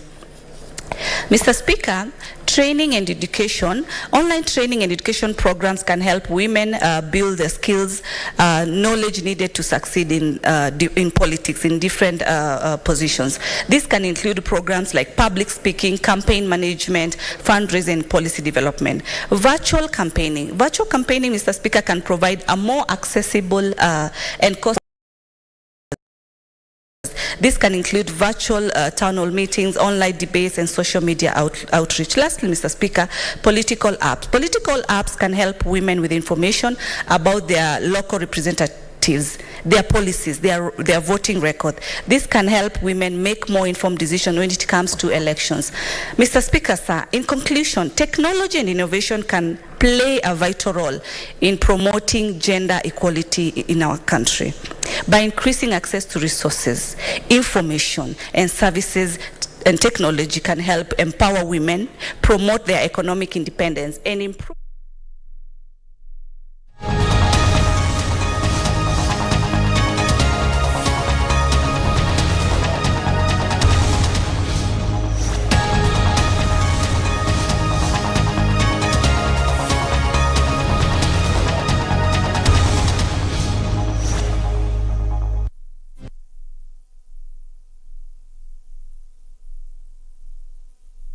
The CV of Dr. Susan, I think it is clear that she's the most qualified lady to hold that position of the Deputy Governor of the Central Bank. As the Chair said, she holds a PhD in Business Administration, a bachelor's degree, Mr. Speaker, and a diploma in banking, Mr. Speaker. Mr. Speaker, in terms of experience, she has held leadership positions in this country as a Principal Secretary for East Africa Community from 2018 to 2019, and also Principal Secretary for the State Department of Wildlife from 2019 to 2022. Mr. Speaker, the committee is expected to check the suitability of the nominee, Mr. Speaker. And the suitability is checked, Mr. Speaker, we check it through academic qualifications, the experience of the person, and the integrity of that person, Mr. Speaker. And as I said, she qualified in terms of experience, she qualifies in terms of the academic qualification, Mr. Speaker, and she has no integrity issues. Mr. Speaker, I want to ask the House to approve the nominee and we release her to go and start the job, Mr. Speaker. As we speak today, we have several challenges in terms of our economy, Mr. Speaker. Our Kenya shilling is depreciating, Mr. Speaker. I think in the last 1 year, we have seen the Kenya shilling depreciating by over 30%, Mr. Speaker, from 100 shillings to $1 to 135. Mr. Speaker. The cost of living, Mr. Speaker, is still an issue. So I think I want to ask the House to approve the nominee so that she can help to, in terms of resolving all those issues, Mr. Speaker. Mr. Speaker, I want to request the House to support, and I second, Mr. Speaker.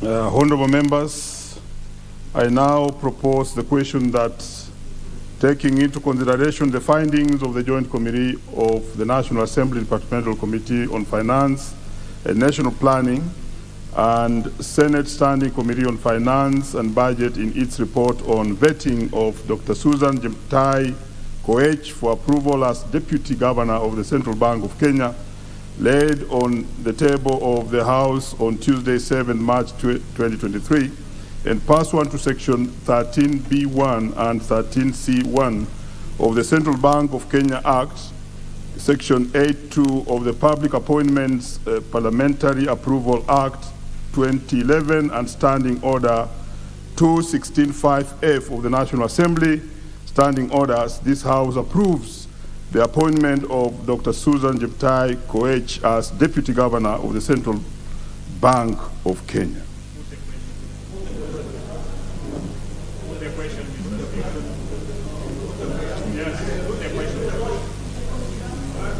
Very well.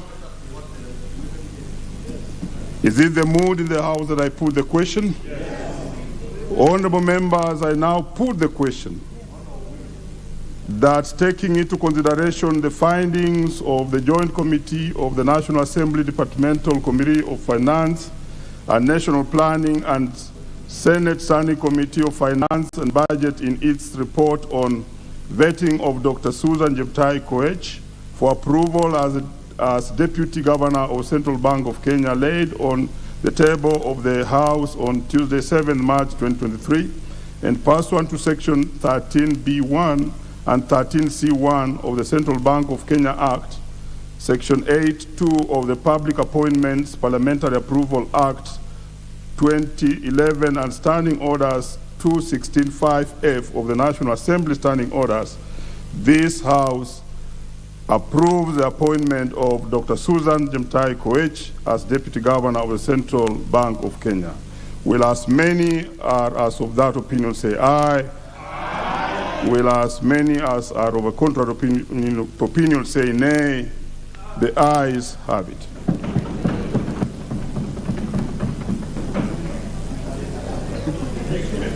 Next order. Order number 11, motion, general debate on the proposal to Parliament to consider amending the Constitution and the standing orders. Resumption of debate.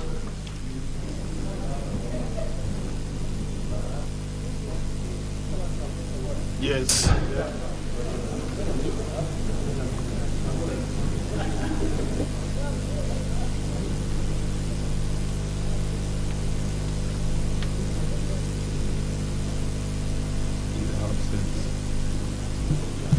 Very well, on this motion, we had Honorable Jessica Mbalu, who was on the floor, and she had a balance of 6 minutes.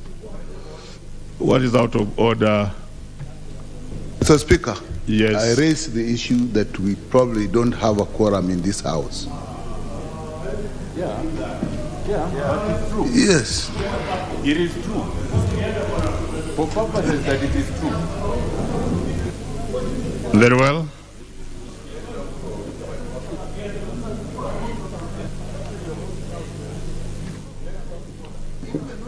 Sergeant at Arms, ring the bell. Sergeant at Arms to ring the bell for 10 minutes. And meanwhile, no member should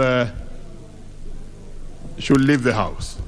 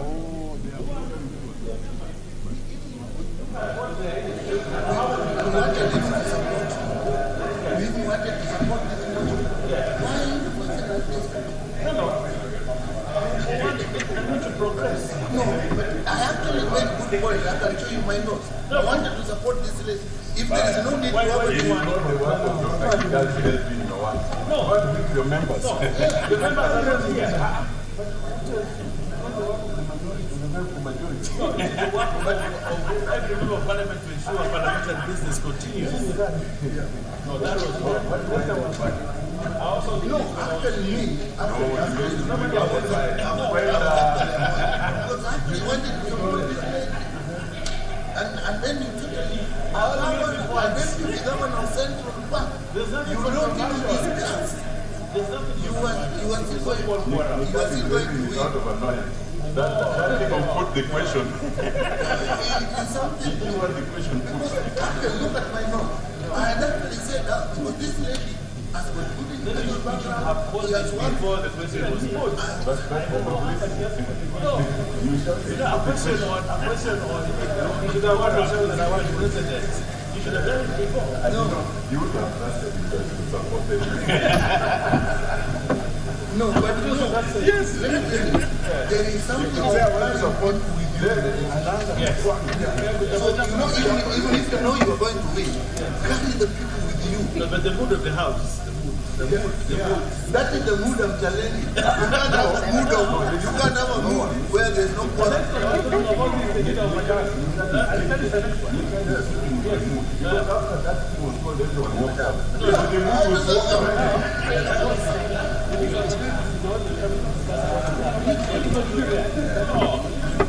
No, actually, let me tell you my note. Even me, when I used to in the fifth parliament.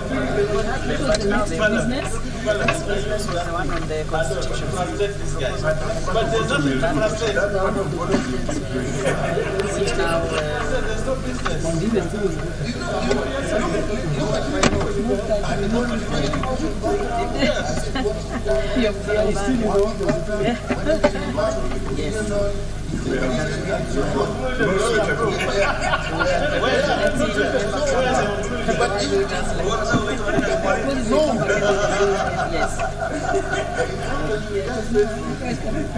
But you know there's another issue.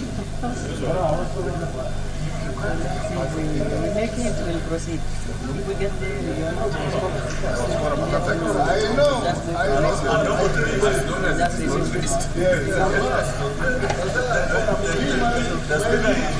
My view is, if you don't, what more do you want us to discuss this afternoon? If you don't, I don't want us to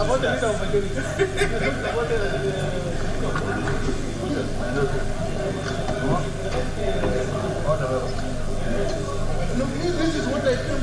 I even went and looked at this one. The next agenda is the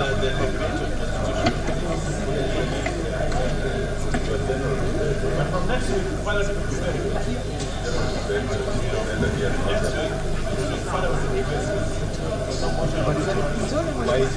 Okay, stop. Well, my card is working. Like now, am I wrong? Yes, you are logged in.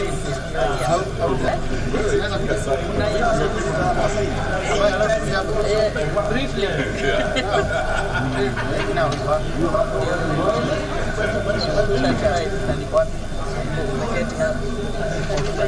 So speaker naye ako na screen yake inaonyesha message. Wanasoma hapo naona anaona hapa. Hii ndiye tunaona kona yake nataka tuende kuona ni inaandika hiti but inaonyesha hapa purple. Wanajua ikikuja intervention itakuwa inaondoa speaker kona kama hivi. Yake hata ni kubwa kidogo. But now, if it is said, then what is the house working on? So already you are in the queue. Yes. So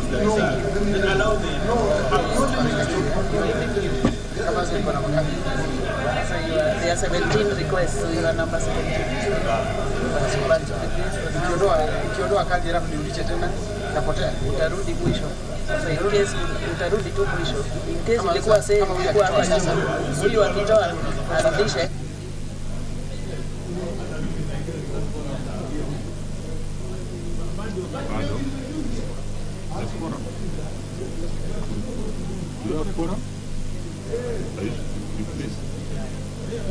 Very well, honorable members, we may proceed. We have quorum.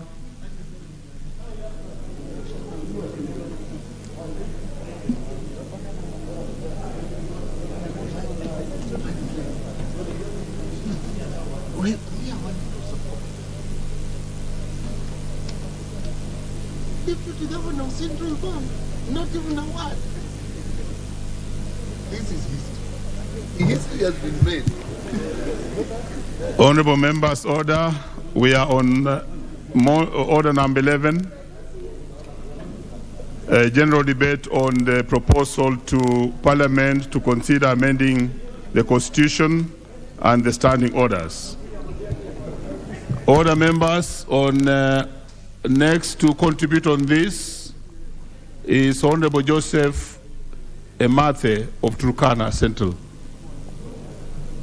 Is she in the house? In her absence, could we have... Is she there? Joseph, is he there? Proceed, Joseph. Give him the microphone. Honorable Joseph, you may proceed. Thank you, Honorable Speaker. From the onset, I support the motion on amending the Constitution, and it is critical that we consider the three issues as raised and ensure that the Constitution actually speaks in respect to these emerging issues as communicated. And Honorable Speaker, it is important to consider that the President is giving us a good foundation to ensure that issues of checking government and ensuring that duties are segregated and that we have ministers come into this house is a very important and pertinent issue. I sit in the Committee on Procedures and House Rules, and I want to thank that committee because soon we'll be having ministers joining us during the question time. Number two, the gender issue needs to be considered as provisioned, and I am one of the persons that is in support, and considering that today is the World International Women's Day, I want to support that consideration, knowing that, Honorable Speaker, it is important to practice it even as we celebrate the Women's Day, the Women's International Day today. Thank you, Honorable Speaker. That's what I wanted to mention. Honorable Millie, on a point of order. Thank you, Mr. Speaker. Mr. Speaker, let me take this opportunity to wish all the women a happy International Women's Day, but that's not my point of order. My point of order is actually to the leadership of the House. Mr. Speaker, we have been discussing this issue that is ongoing on the floor for a long, long time. And we all know that it is headed nowhere. We are actually like conversing. And Parliament is a very serious house where we are not supposed to converse.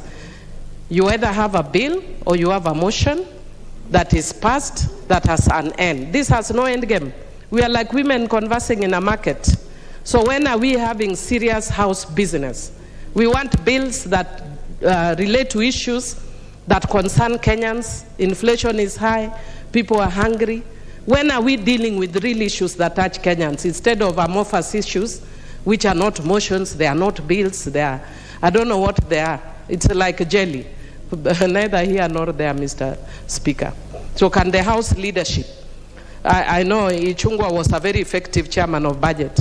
I don't know if he was given the wrong docket, because since he became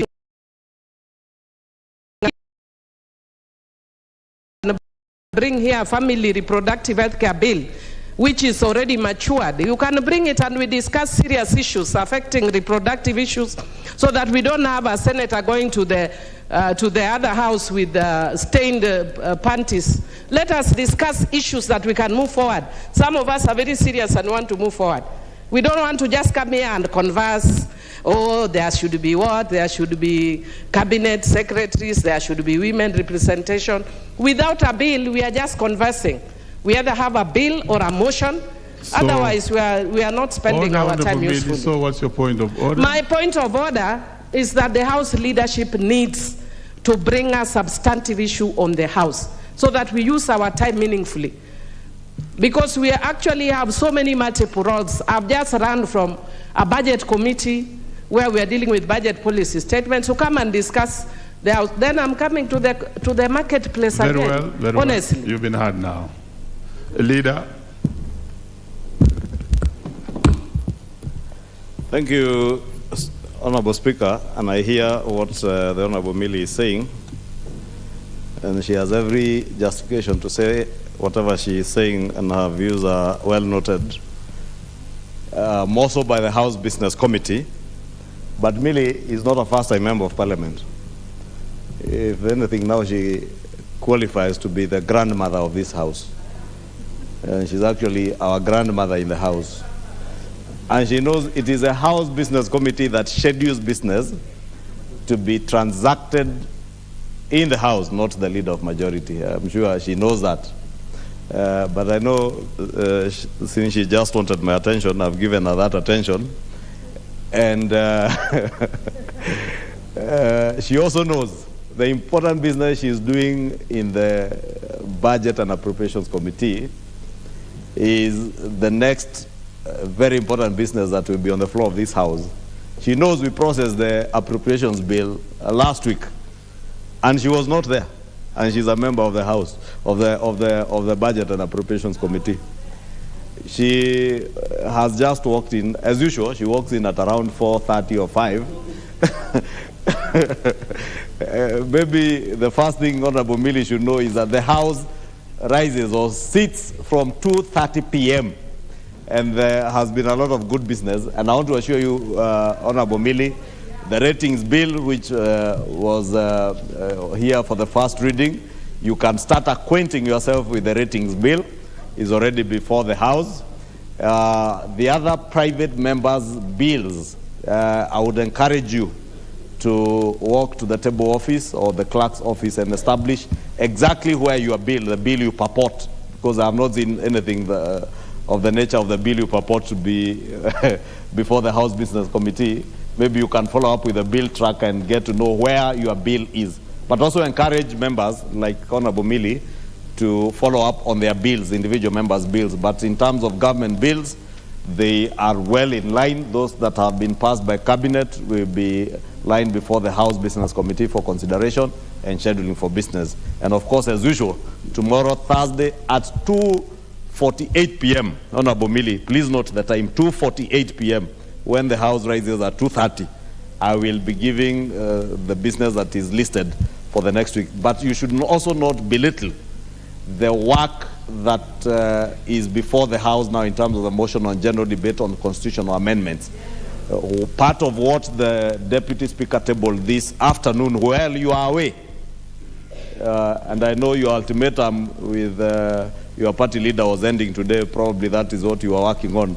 But while you are away, the standing orders report by the House Procedures Committee was tabled and is scheduled hopefully for debate tomorrow afternoon. It is good that you be there because I'm sure at one point you have worked in the House Procedures Committee, and it will be good to hear your contribution to that. Otherwise, there is a lot of business lined up, and just to encourage you to be appearing in the House in good time, not at 5 p.m. when everybody is about to leave. But I was saying, Honorable Millie, is don't belittle the contributions. I know there are about 100 members plus, Mr. Speaker, who have contributed to this general debate on constitutional amendments. And this debate is not for nothing. It will inform what will come eventually into the constitutional amendment bills on the 2/3 gender rule that I know is very dear to the Honorable Millie Odhiambo, on the creation of the office of an official leader of opposition, and on the creation, anchoring our NGCDF, Senators Oversight Fund, and GAF in our constitution. Therefore, it's only fair that you allow those, and I know you may or you may not have contributed, allow the members who are here who may not have contributed to that general debate to contribute so that they enrich what will eventually get into the bill. Therefore, it should not be seen like that bill, that particular motion is superfluous or wasting the House's time. It forms part of what will inform what eventually gets into the bill. Thank you. Very well. I think that matter is settled, and there are members who want to speak on this particular motion. Next, we shall have the member for Butula, Joseph Oyula. I know there are many members who have not spoken on this, and they want a chance to speak on it. So let's allow them to also speak on this matter, even if you have spoken on it. Honorable Oyula, you may proceed. Thank you, Mr. Speaker. Mr. Speaker, may I take this opportunity to congratulate our women in Kenya for this International Women's Day, and particularly the women of Butula who supported me to be here. Mr. Speaker, my contribution to the current motion, I support it as far as it does not touch on I support it as far as it touches on the amendment that affects NGDCF and the Women Fund and the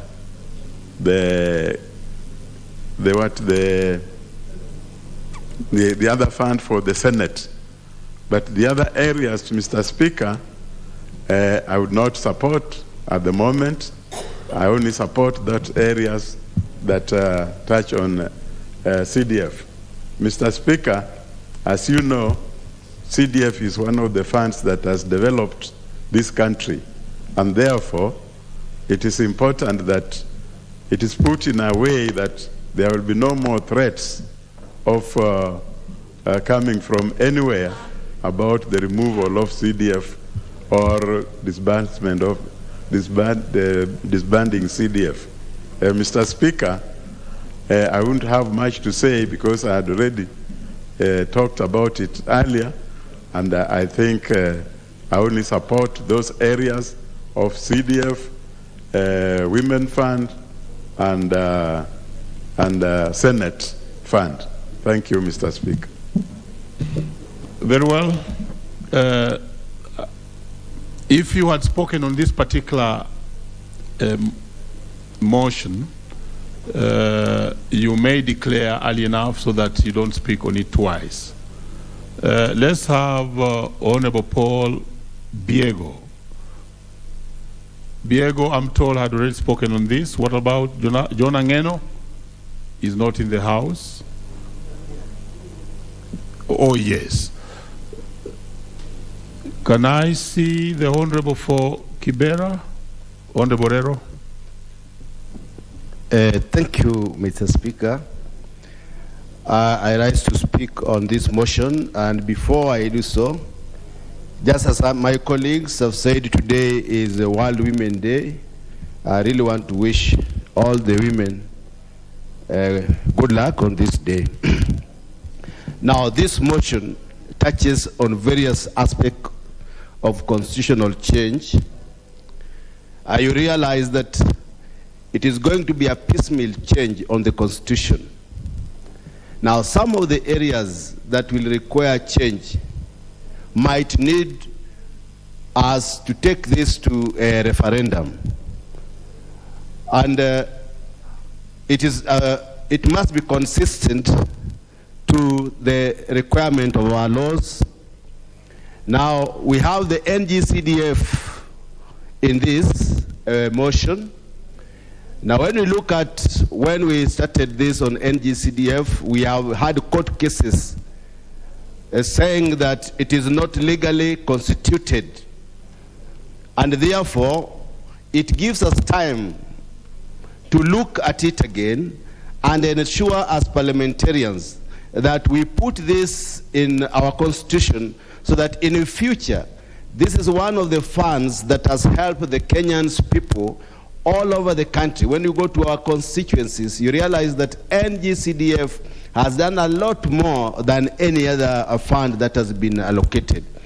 And therefore, it will be good for us as members of this House to ensure that we anchor this in our constitution, that our future generation will enjoy the efforts that we put.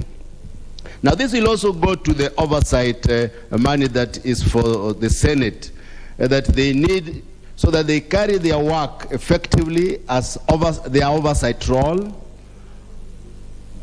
However, you will realize that it has been lumped on the constitutional change of the office of the opposition. At the moment, we have a system that is not parliamentarian. So we are going to mix our system when we say that we want cabinet ministers to come and answer questions within parliament. Is it a parliamentary system or is it a presidential system? In a presidential system, we have the leader of majority and we have the leader of minority. We have to relook at it and see whether we are still going to maintain our presidential system or we are going to have a hybrid of presidential and parliamentary system. So before we pass this motion, we must be very, very sure where our country is going. Are we going to have a hybrid system? Or are we really not going to have a presidential system, which is in our constitution of 2010? When we are creating the position, the room for leader of opposition, it must be very, very definite, because in the 2010 constitution, there is a requirement that this will have to go for a referendum. However, I take this chance to support that the NGCDF should be anchored within our constitution, the GAV, and also the oversight money for the Senate should also be anchored within our constitution. Otherwise, I support those areas. Thank you, Mr. Speaker. Thank you. The Honorable William Kamket.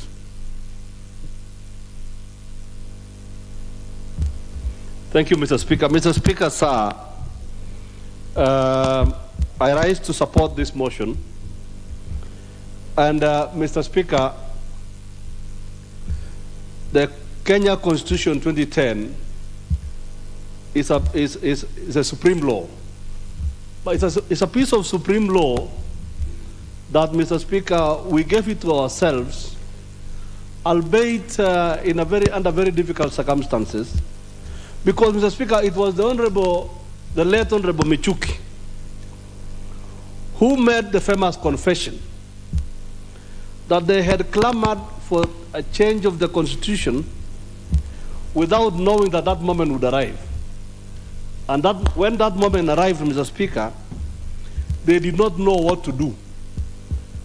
Indeed, Mr. Speaker, the late Michuki went ahead and confessed that all they were after was the removal of the former President Moi from power. And they disguised their intentions in constitutional amendment proposals. Mr. Speaker, now we find ourselves in a situation where we have a mongrel of a constitution. We have to be very careful as leadership when we talk about the constitution. There is a saying, Mr. Speaker, that you do not have to fix it if it is working. The constitution that we inherited, Mr. Speaker, at independence was working very well. The hybrid system that had served the country for so long had served this country so well. I have the experience, Mr. Speaker, of having been a member of staff of this National Assembly. I have observed from that answered box there, up there, Mr. Speaker, I have observed this Parliament, members of the executive, ministers coming to answer questions on the floor of this Parliament, responding to parliamentary questions from members of Parliament, and ministers themselves being members of Parliament. There was no better system of government, and there was no more accountable system of government. What did we do? We went ahead, Mr. Speaker, and borrowed some system from, I don't know, from America or where, to create a parliament that is essentially speaking to itself. What do we do in this parliament, Mr. Speaker? We speak to ourselves. Nobody is listening to us. Ministers are busy with their meetings. And, Mr. Speaker, there is no better authority, Mr. Speaker, than the authority of the Speaker making orders to a cabinet minister, Mr. Speaker, when the minister is here seated with us and listening to those orders. When chairpersons of committees, Mr. Speaker, come to answer questions in this parliament, what are we doing? We are speaking to ourselves. We are making a mockery of representation. How can I, for instance, Mr. Speaker, ask, if, for instance, the Honorable Chirorot here, member for Kipkelion West, East, how can I be asking a member for Kipkelion East a parliamentary question? That's because he's a chairman of a particular committee. And when I follow up with him on a supplementary question, he has no answer at all. So, Mr. Speaker, I think it is time, Mr. Speaker, that we bring cabinet ministers or cabinet secretaries to Parliament so that we are able to hold them to account, Mr. Speaker. So that we, as the elected representatives of the people, are able to hold them to account, and the Speaker, sitting on your chair, Mr. Speaker, is able to make orders to that cabinet minister, and that matter resolved, whichever matter the member is raising. Mr. Speaker, on the matter of NGCDF, Mr. Speaker, my heart pains when I see all these busybodies trying to besmirch the good name of NGCDF. Where I come from, Mr. Speaker, the 90% of the projects that have ever been completed have been done by NGCDF. When I became member of parliament in 2017, Mr. Speaker, the amount of work I have done as member of parliament is giving credit to myself, Mr. Speaker, I feel proud that I have done a good job for my people. So, Mr. Speaker, in order to safeguard NGCDF from all the busybodies that have been litigating around, it is our job as members of parliament to entrench that piece of legislation in the Constitution and make it unreachable to all those litigants.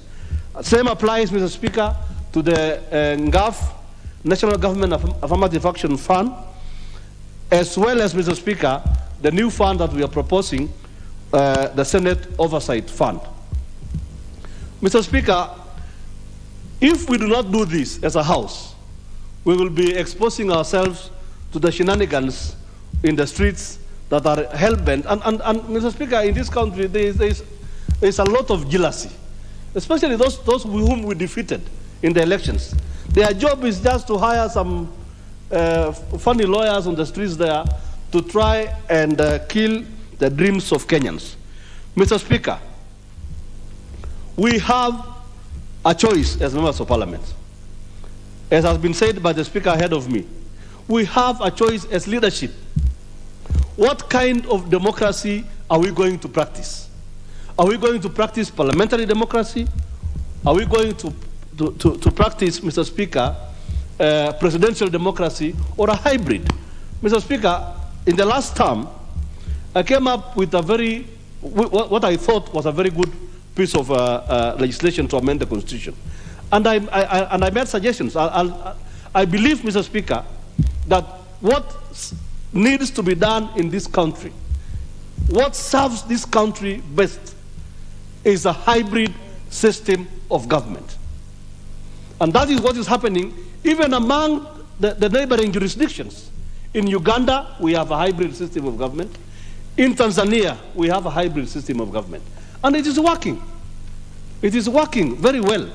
So, Mr. Speaker, it is time we revert to the Constitution that we threw without knowing what we were throwing away. Mr. Speaker, with those remarks, I beg to support. Honorable Caroline Ngeleche. Thank you, Mr. Speaker, for giving me this opportunity. First of all, Mr. Speaker, today being Women's Day, let me wish all the women in this house and outside this house a happy day.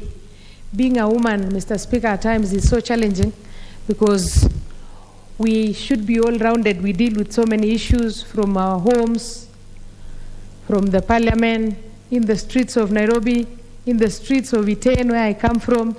So, Mr. Speaker, I want to wish each and every woman in this house, especially those women who always wake up to come and legislate for their people. Number two, Mr. Speaker, let me also wish the great people, the great women in Elgeyo Marakwet, a happy Women's Day. However, they are faced with so much challenges, especially in this period of insecurity. They have to endure a lot and persevere a lot during this time of war in their county. Want to just encourage them that let's keep our hope alive, and we believe that the storm will soon be over. Mr. Speaker, there is a special woman today whom you just discussed, and I would have wished to add to the motion, though you never gave me opportunity. Dr. Susan, she comes from Elgeyo Marakwet County. I also wish her a happy Women's Day, and indeed the gift came on the right time. Mr. Speaker, concerning the issue of discussion, I'm not new to it, and I contributed my bit last time. But also, Mr. Speaker, it is never enough, because this is an issue that is really touching on us. And today being the Women's Day, I'll just do a follow-up on my contribution last time onto that gender rule. Order. If you had really contributed on this motion, then I'm not. You should declare, like I did indicate, and then we can allow a member who had not spoken on the same motion, Mr. Speaker, to have a bite. So I think if you had spoken on it, thank you. We may move to the Just next. allow me to add something new, Mr. Speaker, on the discussion. No. I'm not repeating what I said, Mr. Speaker. Please, that's taken. So let's have the next member, and that is Honorable Christine Ombaka. Had you spoken on this motion? Thank you, Mr. Speaker, for giving me this opportunity. Before I contribute, I also want to wish all the women happy International Women's Day. Women work very hard from morning to the next morning. They are always double burdens. They carry the burden of the family. They are working mothers. There are all sorts of work that they do. We celebrate them because they are heroes. In Siaya, I want to say that today I talked to quite a number of them who are celebrating in the stadium, and I want to wish them all the best and to recognize that they are hardworking women and that they are role models and that they are the eye of the community. My contribution to this constitutional amendment will not be a big one, but I just want to highlight the fact that the three funds that we are talking about, CDF, GAF, and the Senate Fund, these are very relevant funds that we really need to entrench in the Constitution, because every member of Parliament needs some funds to control and to also use for various projects that they need to implement in their constituencies. I remember when I first came to this house, 2013, women reps did not have any fund. There was no GAF. We never had this money for 4 years. GAF came into existence in 2016. During that time, between 2013 to 2016, I suffered a lot as a woman rep because I had nothing to contribute to the society. I had no money for bursary, no projects I could implement. I looked so weird in the middle of my fellow members of Parliament who had CDF. I remember that time, Honorable the late Jakoyo Midiwo was my member of Parliament, and we went to many places together. We worked very, very closely, and he accompanied me to many Harambes, and I also accompanied him to Harambes. One day, he carried 1 million to give to a school who were ready to, who wanted to construct a laboratory. I never had any money on me. I had only 10,000 from my pocket, and I looked so out of place when my colleague Midiwo contributed 1 million, and here I was with with only 10,000. People started wondering, are you not members of Parliament together? How come your money, your contribution is so little compared to your colleague Jakoyo Midiwo? It was difficult to explain, but I looked totally embarrassed because my money was far too little compared to what Jacoyo Midiwo was contributing. And that can tell you that if a member of parliament does not have any fund to control or to make use of in the community, that member of parliament has a difficult time to convince the community that he or she is a good leader capable of representing them. When GAF came into 2016, we started seeing the light of day. And we have actually worked very hard as women with this little money. So it needs to be entrenched in the Constitution, because as it is right now, it is really within it's within a Ministry of Youth and Gender, but anybody can remove it when they want it. It is not safe where it is. So I really support that it must be there. And for this, the position of senators, they don't seem to be visible in the community, because they have nothing to offer to people. People don't know what role that the senators play, because they are no longer, they don't have CDF, they don't have any kind of fund. So their visibility is minimal. And that's why we have every justification that these funds must be introduced to senators, so that they too can be seen to be working, they can use the money for oversight, and they will be more visible that way. Right now, their position is a bit precarious, they are not easily recognized, and people really don't know what their roles are. For us to empower each other as members of parliament, each member of parliament should have something to work with, something to control, something to use for development in the community. Wananchi out there don't judge you that you can talk in parliament. They judge you with the project that you implement to them. And so funds are very, very important, and whatever fund we agree on, whether it is CDF, whether it is NGAF, or funds for senators, this must be safeguarded, and this must be entrenched in the Constitution.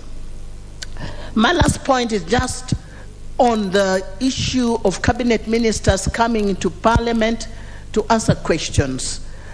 They still do come even without this constitution amended. They come not in parliament, but in our committees during budget making process. We always invite them to come over, and they do come. Sometimes they don't come. They are also a total disappointment in some cases, where they don't turn up, they don't send any reason, and they can only send their representatives. If you bring them into parliament here to answer questions, challenges are going to be there, and we need to be prepared for that.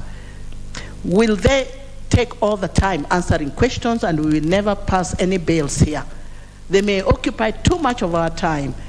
And the other point I fear is that committees where they should be answering questions will have no role to play. They will be rendered irrelevant in at the committee level. The committees will not have much to do, because they will be coming inside parliament or at the plenary to answer questions. The next issue is it a BBI issue? Can it be clearly explained? If it is BBI, let's implement it to the, let's go along the way and implement what BBI requires, or what we really had proposed in the BBI, because it is neither BBI nor anything else. It's not so clear as to how it is. But challenges are there when we bring cabinet ministers into parliament to answer questions. Time is going to be consumed too much. We may not be able to have enough time for them. The right time is within a committee, as it is right now. So my view right now is that I cannot think that it is a practical thing.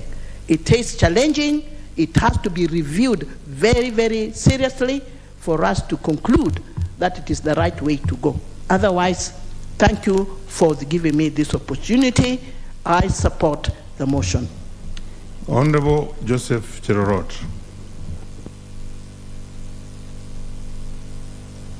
Thank you so much, Mr. Speaker, for giving me this time to contribute also on this motion.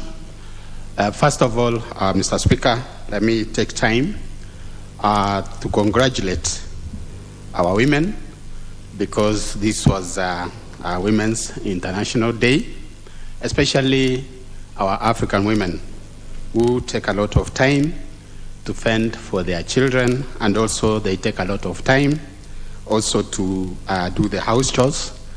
And this one, Mr. Speaker, we give them credit and I treat them as our heroines. So congratulations to our women because of what they do, and also especially our women in this house who have been participating in the motions, and also they have taken much time also to contribute even for the bills, and also to make sure that they represent their constituencies. Mr. Speaker, we talked a lot about this motion, about the Constitution amendment, and I want to say that in our 2010 Constitution, Mr. Speaker, you remember those days is that we passed the Constitution 2010 while it had some issues, and we used to talk about 20%. So, and I think the Constitution of 2010, Mr. Speaker, we consider the Bill of Rights, and that is why when we have a challenge with the gays and even this LGBTQ that came out the other day, it is because of the Constitution. Mr. Speaker, this amendment that has been brought, I want to say that I support because it will help us, especially the gender rule, which has been a thorn in flesh in this House, Mr. Speaker. It has taken more time, and our women, especially, they have been fighting for it. And I want to say, Mr. Speaker, I'm grateful that even His Excellency the President is the one who is pushing for this. And as we know, Mr. Speaker, the other day he talked about when we had the International Women's Day celebration, and he mentioned and he said before the end of the year, we'll make sure that we fulfill, especially this issue of the gender rule in our country and even in the Parliament, Mr. Speaker. Mr. Speaker, I think also another thing is about this issue of the CSS coming to the House, Mr. Speaker, to answer questions. This one I can say I support it 100% because, Mr. Speaker, the CSS are the executive, and in most cases, you find that even through the committees, if we do through the committees, the House committees, Mr. Speaker, it is like having a bureaucracy, and it will take my time to sort out issues that are there and even questions which pertains actually the executive. On the issue of these funds, Mr. Speaker, the NGCDF, it has been, there's been a lot of problem, and I know it has even derailed the progress and even the development in our country. We have these activists who have been going to court, and Mr. Speaker, when we have it in the Constitution, if it is entrenched in the Constitution, that fund would be protected. Same thing with the GAF and that one of the new proposed Senate oversight money, Mr. Speaker. So I want to say that this one actually will help us, especially to deliver service as members of Parliament. Mr. Speaker, there is also this issue of opposition office or leader of opposition office. This one, Mr. Speaker, will go a long way in making even those, the opposition leaders, now and even in future, Mr. Speaker, to perform their duties accordingly with a lot of decorum, and also they can be able to discharge their duties effectively, Mr. Speaker. Mr. Speaker, I want to say that for this one I support, and thank you, Mr. Speaker. Honorable Engineer Nebat Muriuki, Berry South.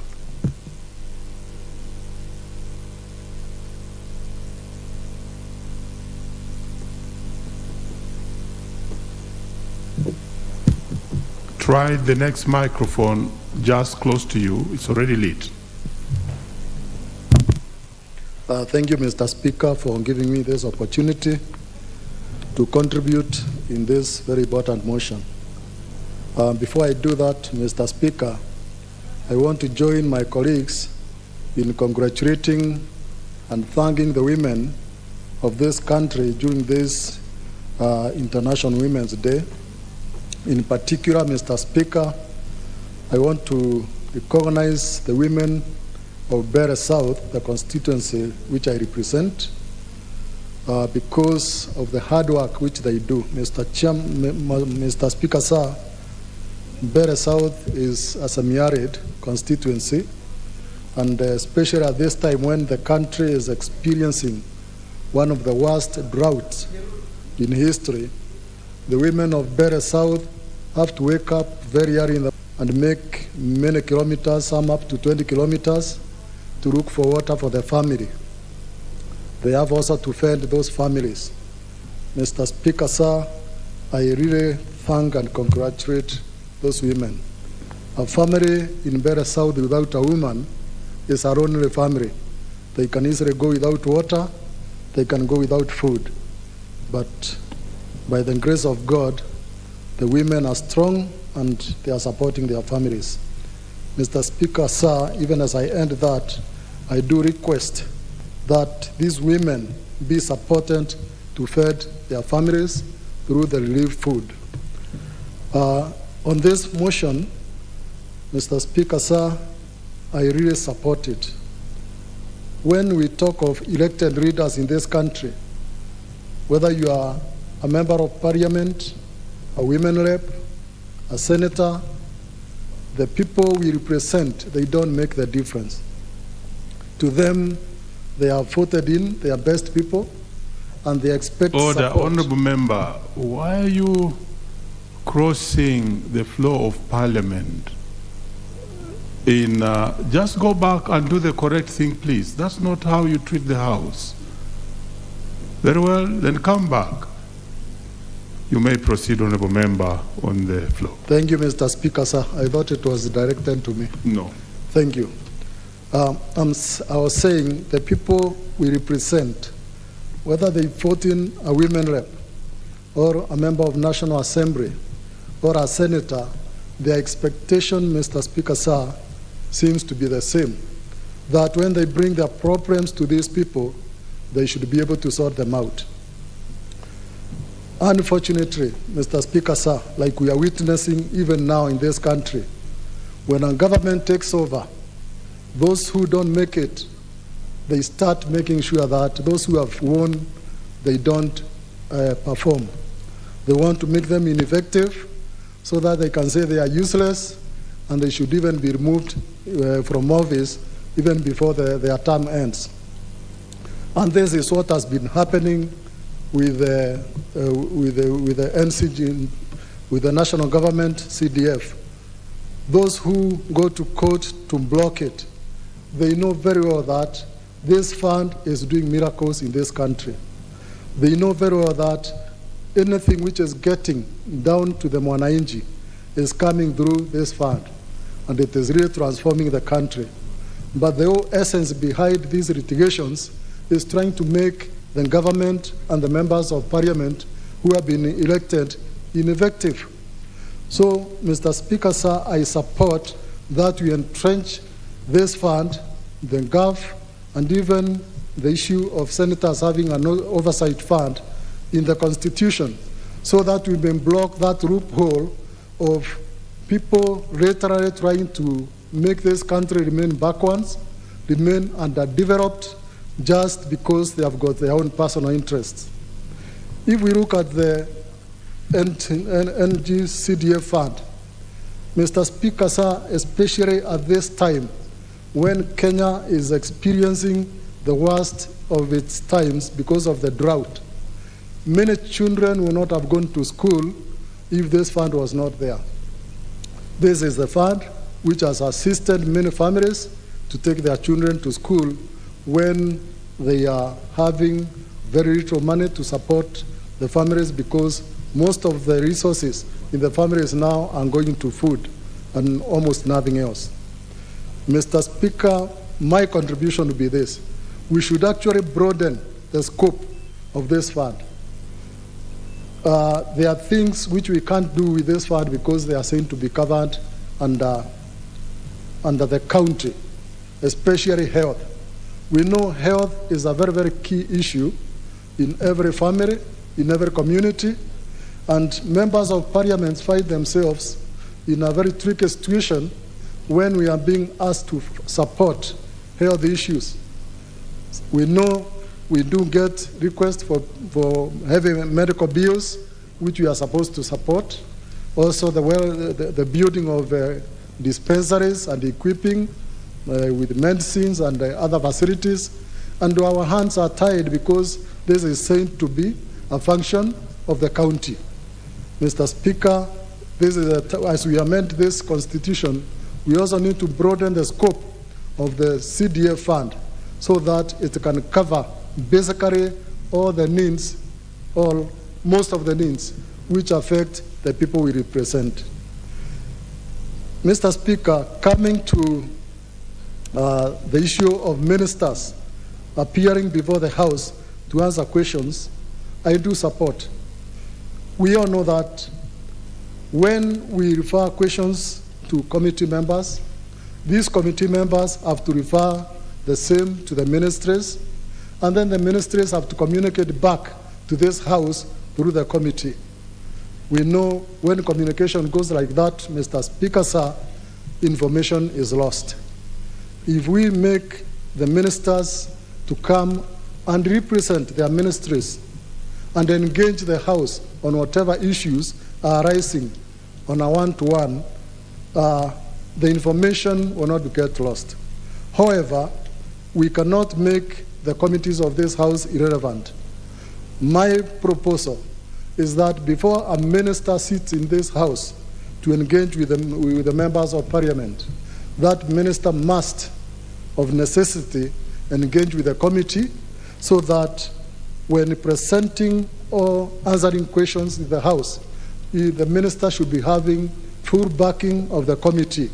In other words, the minister will only be presenting the issues or answering questions on behalf of the committee, but not coming to engage with the committee members in the House. The committee members should be coming to support the minister, being fully aware of what is being presented in this House. And so I support, but with a rider that the ministers must engage fully with the committee before even appearing into this House. On the two-thirds gender rule, Mr. Speaker, sir, this one, it has proved impossible to achieve through the normal elections. And so, if we can come up with a mechanism of topping it up through the Constitution amendment, Mr. Speaker, sir, this would also give room for representation for the minority communities. Minority communities are not just regional.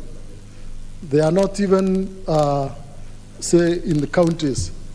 Even within a constituency, Mr. Speaker, sir, we can have minority communities within a constituency. Minority community can be identified within a county and also even within a region. And so for this two-third gender rule, if it can be put in the Constitution in a manner that top-up can be allowed, then those minority communities will have room to get nominations to come into this House, and this House may have full representation of all the people of this country. And so I support. Mr. Speaker, sir, regarding the Leader of Opposition, I support the creation of that office in this House so that the opposition may do their business right in the House instead of doing it in the streets. If that had been allowed, Mr. Speaker, sir, the mass action we are talking about or we are hearing about will not be spoken out there. It would have been spoken right in this House and discussed and see what are the pros and cons of having mass action at this particular. Honorable Peter Lochakapo.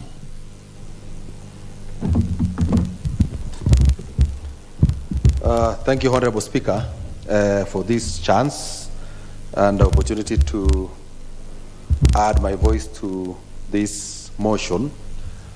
On the onset, I want to wish all the women of Kenya a happy Women's Day. Honorable Speaker, I want to support the proposal to amend the Constitution at this particular time, and also hasten to say that by entrenching the National Government Constituencies Development Fund in the Constitution, we'll be getting out of these many court cases that we have seen in the recent past, and this will help and sort those who have been very busy engaging in this kind of activity and extorting people through that process. I want to say, Honorable Speaker, that everybody in this country appreciates that NGCDF has done a lot from inception to date.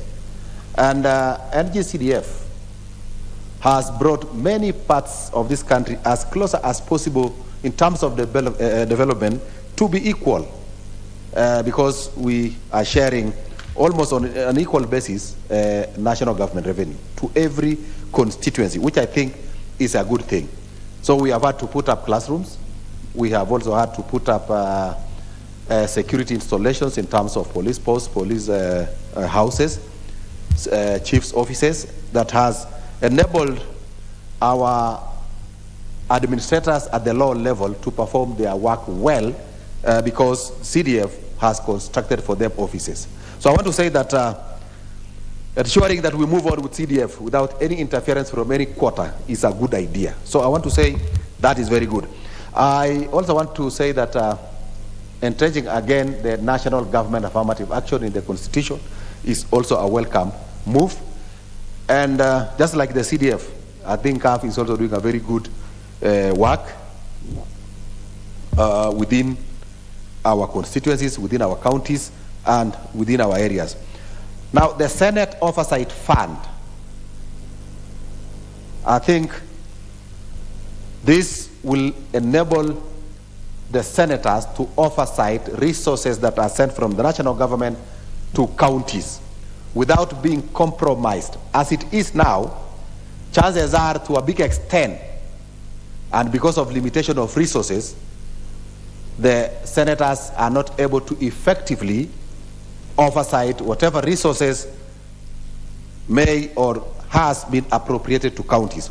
So by creating an oversight fund for senators, I think they will be empowered, they will be facilitated, and they will have no excuse while oversighting whatever resources the counties will be receiving. So I think this is a good idea, and I support that. Honorable Speaker, we have attempted on very many occasions to pass the two-thirds gender principle in this House. And on all those occasions, we have not succeeded. So now that there is a proposal to amend the Constitution so that we can effectively achieve the two-thirds through a proposed formula, I think this is a welcome idea, and we are now going to sort out what we have not been able to sort out for very many years. Probably for the last maybe 10 years, we have not been able to sort out this, and therefore it is important that all of us support this proposal so that we achieve the two-thirds gender rule in this House. Changing of the standing orders so that we have cabinet secretaries come and answer questions that are of concern or affecting the people of Kenya, I think is also a good idea. Many a times when cabinet secretaries appear before committees, they just answer the question as is presented to them. Any follow-up questions, sometimes they may not be prepared to answer them. And I want to say, Honorable Speaker, that by the mere fact that cabinet secretaries will know that they are appearing before this House will make them prepare adequately, and will ensure that each cabinet secretary knows so much about his ministry, so that should there be follow-up questions, that cabinet secretary should be more than prepared to answer them appropriately while in this House. Many a times when committee chairs are taken to task over matters in terms of follow-up questions on questions that have been raised in this House, they have never been able to answer them, and they will always require time, that let them be given time as they consult. But this time now, when the cabinet secretary, him or herself, will be here, I think some of these things will be addressed on the floor of this House and almost immediately. So I want to say, I think that's a very good idea. And that also, Honorable Speaker, tells you how much this government is willing to be accountable to the people of Kenya. By the cabinet secretaries appearing here, the government that has nothing to fear in terms of being accountable to the people of this republic. And I think that's something that is welcome. Finally, Honorable Speaker, the proposal to create the office of leader of official opposition, I think is a good thing. So that this office is facilitated, is financed through public funds. And therefore, whenever the official opposition leader would want to undertake programs, projects, or even do anything, we know where we can find him. So that it's not now like the current situation now, where you may not really know if you wanted to engage, where would you find him? And I want to believe that now that that office will be facilitated and will be financed through public funds, it will again be more accountable, because the people of Kenya will again demand for accountability from that office, because any office that is enjoying the benefits of being financed through public resources must also be accountable. So I think we will make that office of leader of official opposition to be a bit even more accountable to the people of Kenya, and to keep the government in place, in check, which is a good thing. I think we require that, so that everybody is on their toes and everybody does or do what is required of them. So, Honorable Speaker, with that, I support this motion. Thank you very much. Okay. Honorable Charo Kazungu is in the house. Thank you, Mr. Speaker, for giving me this opportunity to contribute to this motion. But before that, I also join my colleagues in wishing the women of Kenya a happy International Women's Day. And a special mention goes to the women of Ganze, who are very hardworking, and they have borne the brunt of all the hard life that they're experiencing in Ganze because of the high levels of poverty there, and also the effects of the current drought. The women of Ganze are very resilient because they wake up every morning, walk long distances to look for water. They do all kinds of manual jobs to fend for their families. In all this, they have remained courageous, they have remained resilient, and they have maintained decorum. So a special mention goes out to them as they celebrate this International Women's Day. Coming back to the motion, I want to support this motion because it has come in at a very timely, or it has come in very timely. CDF has done a lot of wonders in the constituencies. There are a lot of projects that have been done and completed through the CDF. And as my colleagues have said, many regions in this country has been brought to power because of this fund. But there are many busybodies out there who have all this time fought this fund. And I think they are doing this for their own selfish benefits. So the fund has remained very vulnerable, and it's high time as Parliament that we entrench it in the Constitution so that we can cushion it from this kind of busybodies. We have so many projects that are done through this fund that are not funded, maybe through the counties, because one of the arguments that have been fronted by those people who are fighting it are saying that this fund should go to the counties. But we know that according to Schedule 4 of the Constitution, there are those functions that were never devolved. And it is these functions that are being taken care of by the CDF fund right now. So once this fund goes to the counties, as these people are demanding, it means that they will have no funds to take care of these functions that were never devolved.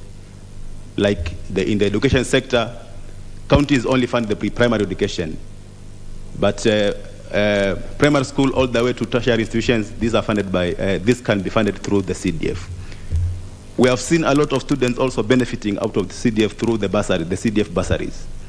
In an area like Ganze, where I come from, where the poverty levels are very high, majority of the people there depend on CDF bursaries to take their kids to school. So once this is removed, then it means many people are not going to access education.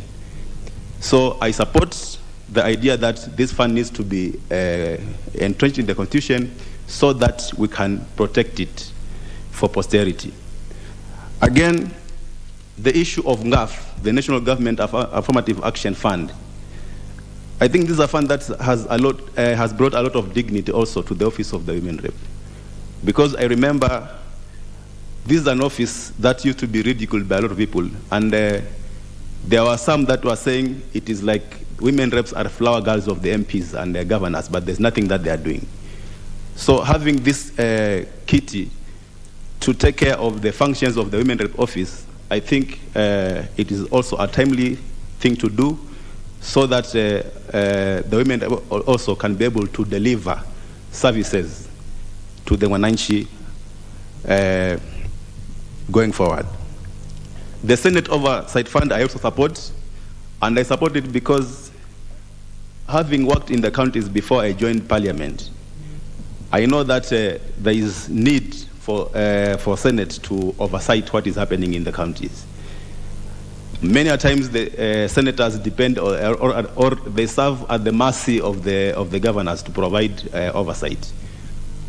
And I'm not intending to impute any improper motives, but it is very easy for the governors maybe to compromise the senators, and as a result, maybe not be able to provide oversight as they are required.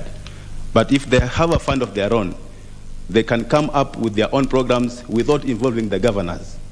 They can be able to visit these counties and follow up on the monies that were sent there by the national government. And in doing so, I think it is going to bring a lot of value to the monies that are sent there, because I know governors, once they know that senators can come there without relying on them for maybe facilitation and other things, then I think a lot of good work is going to happen at the counties, and this will be beneficial to this country.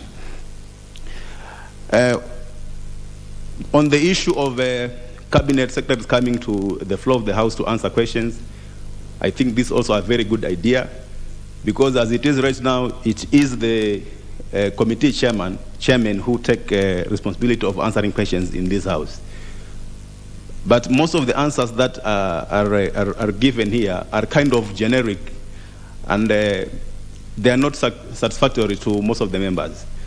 But again, the members, they have no avenue to ask further questions, because it will take maybe another 2-3 weeks for them to get an answer to a supplementary question. But once these cabinet secretaries come to this House, then I think because they will be prepared enough for the questions, they're going to give satisfactory answers. And if there are any questions or follow-up questions that are going to come up from the members, it will be easy for the CS to maybe to give those answers as well. So I support the idea that these CSs need to come to the House to answer questions from the MPs. On the issue of gender role, this has been an elusive issue in this House. I think there has been many attempts by this House to crack this rule, but it has not been. They have not been able to do it. And now I think this amendment gives a formula on how to achieve the 2/3 gender rule in the House. And it's not like beginning here in this House, because I know in the counties it has happened. We have been having gender top-ups in the counties. So I think we can also do it here, so that we can once and for all get a solution to this kind of a problem. The only issue here, maybe it's a complication that has been brought about by the Supreme Court when they allowed the issue of LGBTQ.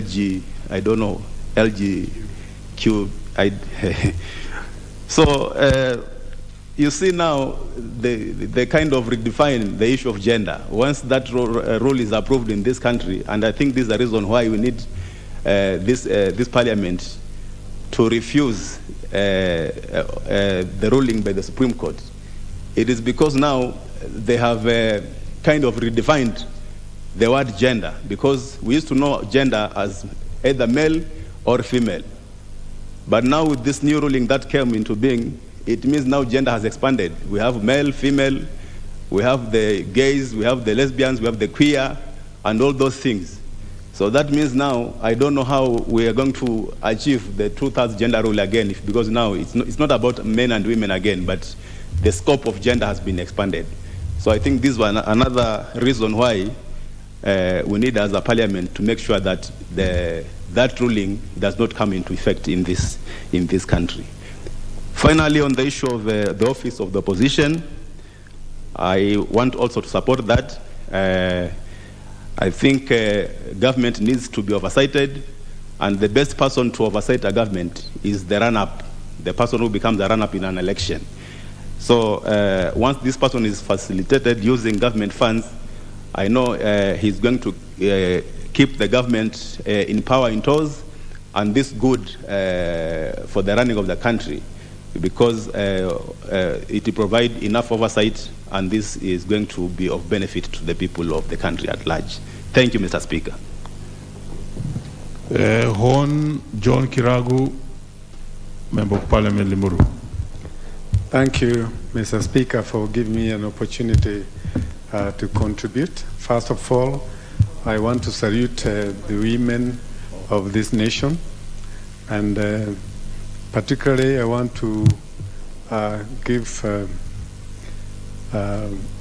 my honor to my mom and my wife and to my 2 daughters, and also not to forget the great women of Limuru who are the major engine of development in our constituency. I will not forget the 2 ladies, First Lady and Second Lady, who have led this nation into times of prayers. And as a God-fearing nation, we know that God will come through for us, even at a time like this.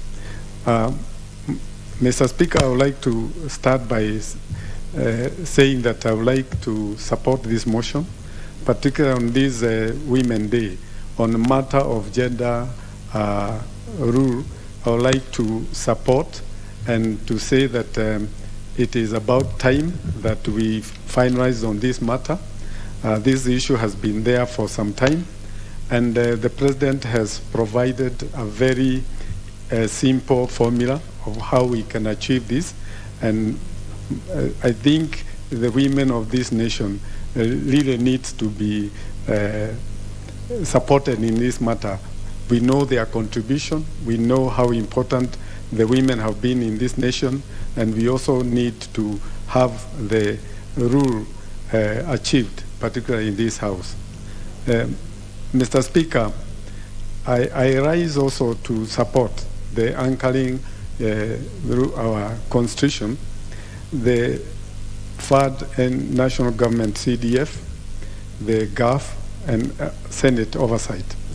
Mr. Speaker, as a person who have been in this parliament before, in the 11th parliament, I saw what CDF can do.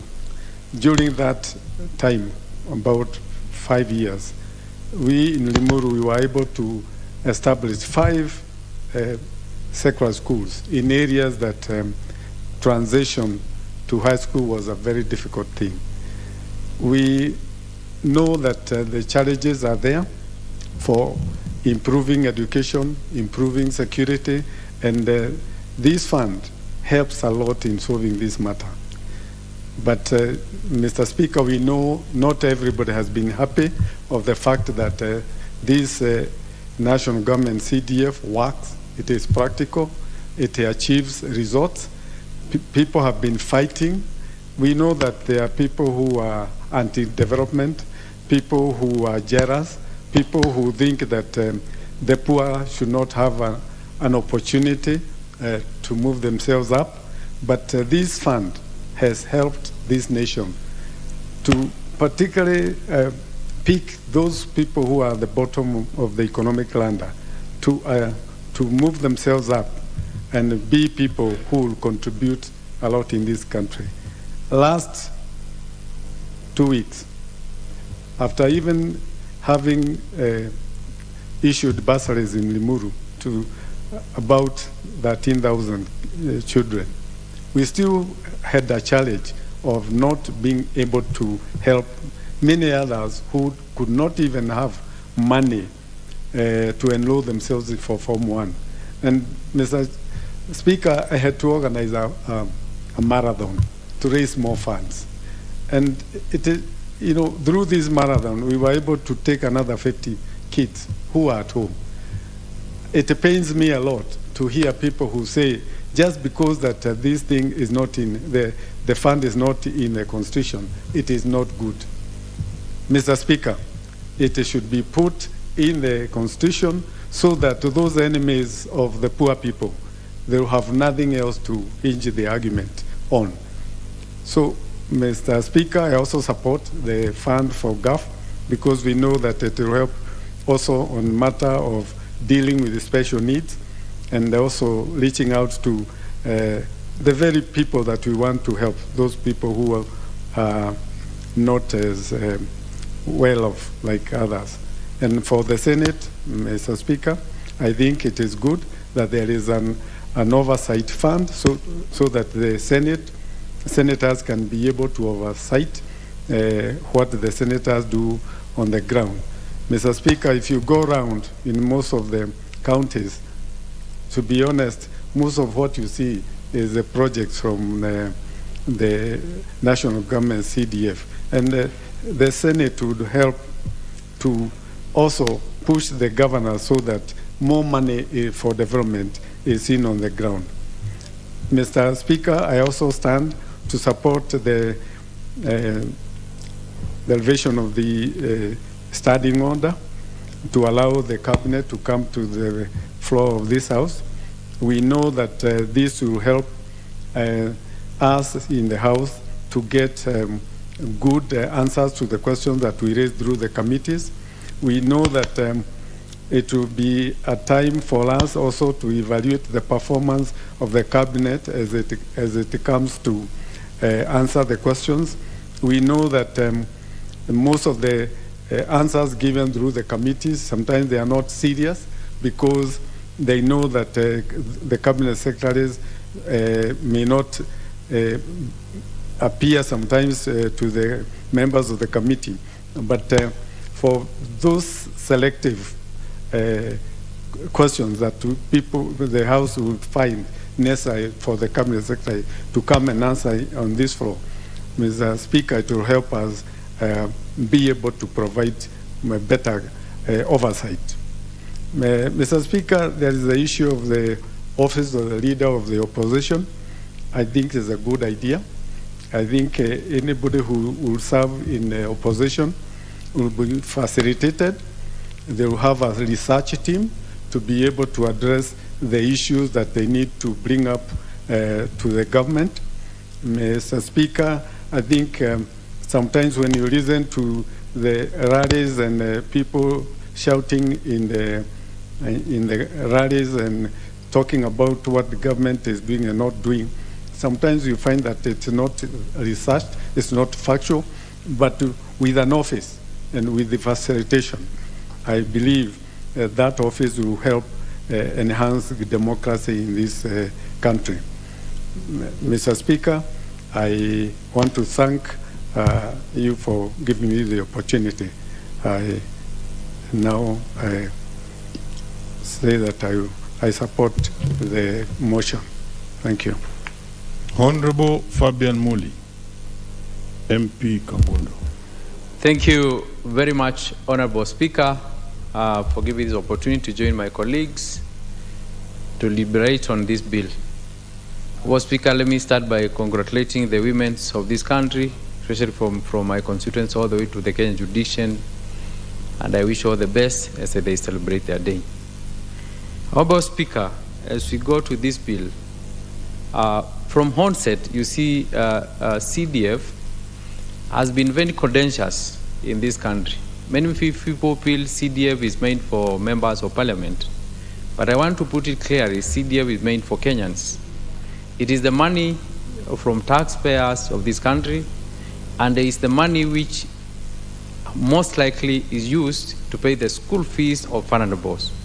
If you see from 203 Act of CDF, the CDF was getting 2.5. The CDF grow up to 206 Act, which we are getting 3.5. In 2013 Act, that is the Act which have been contested in the court. That's where you see now our president look it like a good idea for it to be in the Constitution. The CDF today is the money which, when we go to campaign, we give value to people or things we promise. If you see any political seat, either MCA, governor, MP, senators, people expect a value of the vote they did. The CDF is the money which has been used by members of parliament to give people's value. If you check the document how it's organized, you get there is money for administration within the constitution, that is the security. You get there is money for sports, for the constituency. You get there is money for environment. There is money for infrastructure, for education. But also, Honorable Speaker, we need to remember the church. We need to consider in CDF maybe 0.5% we consider religion. We can put religion maybe to go to church or mosque. I'm saying that because CDF is function for the Kenyan community. So people should not feel that a CDF is made for members of parliament. And that's why I stand here and say that it is very important the CDF to be haggard in the constitution, and the whole that vote should be mentioned. If they vote for administration, vote for environment, vote for health, for security, we should mention the amount which goes as per the policy document of the schedule of the CDF. And I support the proposal from our president, what he has said. Honourable Speaker, there is another bill for opposition leader to be haggard, to be considered in some funding and his program. Honourable Speaker, we need to understand this. It is very important to oppose, but we need to oppose objectively. We don't need just to say that I'm opposing you because I was competing with you. In this country, we need to grow a democracy which is progressive. If today you are doing the right thing, I support you. If you are doing the wrong thing, I oppose you. And that's what we call ideological thinking in terms of democracy. In today's, we can say that the other team, Azimio, they got almost 5 million votes. These people need an office. The people who voted that line need an office somewhere where they can be heard. Their cry can be seen. Every Kenyan who is in the office, who is not in the office, need to enjoy the right of this jurisdiction. So that's why we are saying an office of opposition leader should have funds. And I'm going to challenge also the people in Azimio. They should not feel like this fund is made for them. This fund is made for the person who becomes number 2 in election or presidential election. And most likely this bill may become in practice after 2027. And I'm sure our party GDP will be number 2. So I might be actually campaigning for money for my party. So I'm not seeing them, they will be number 2 anymore. I know we'll be number 1, I know they won't be number 2. So they should not feel that we are making money for them. We are making money for Kenyans who are contesting for presidential seats. There's the one who come number 1, there's the one who come number 2, and the one who come number 3. So we are talking about number 2. We are not specific, this group will come. Because also we party leaders, we're also willing to challenge to come number 1 or number 2. So we need, when we come number 2, we need to have mobilization funds. We need to meet our supporters. We need to oversight the government. And we need also to show the move of democracy of this country. The other thing which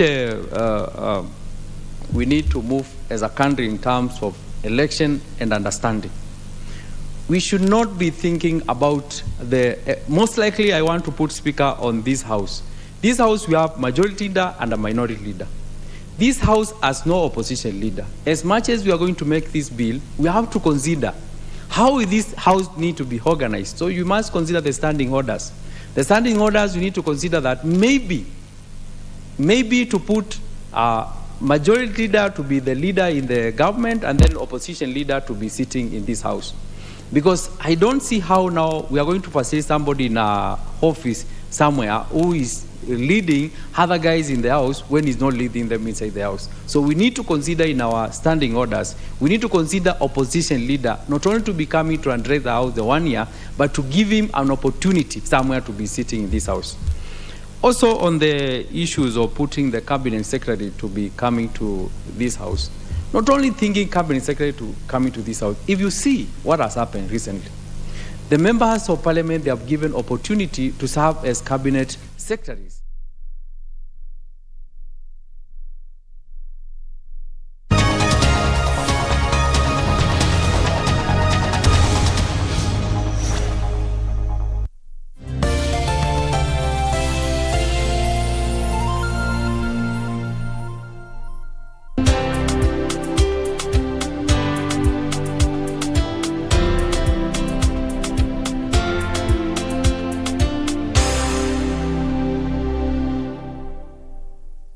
Kupata mtumaini Mungu kama sikiza tune yako, bonyeza *811 *815 Mtumaini Mwenyezi Mungu kwa moyo wako wote, wala usitegemea akili zako mwenyewe. Umtambue Mungu katika kila ufanyalo, naye atazinyosha njia zako. Usijione wewe mwenyewe kuwa mwenye hekima. Mche Mwenyezi Mungu na kujiepusha na uovu. Methali 3:5-7. Kumbe uovu huwajia wasiojiepusha na huo uovu. Tazama, unahitaji kufanya moja tu bila gharama. Kupata mtumaini Mungu, bonyeza *811 *815 Unajua siku hizi wateja wanatulipa na simu sana sana. Na hiyo si shida, hiyo ni poa sana by the way. Lakini sasa shida inatokea, wengine wetu wanachukua hizo namba za wateja, alafu wanaanza kugawana huku nje kama njugu. Bana, inatuharibia kazi. In this digital era, it's normal to collect information for your client. But if you're collecting information for the client, it's important that you secure it and use it for the intended purpose. Ujumbe huu umeletwa kwako na ofisi ya Data Protection Commissioner.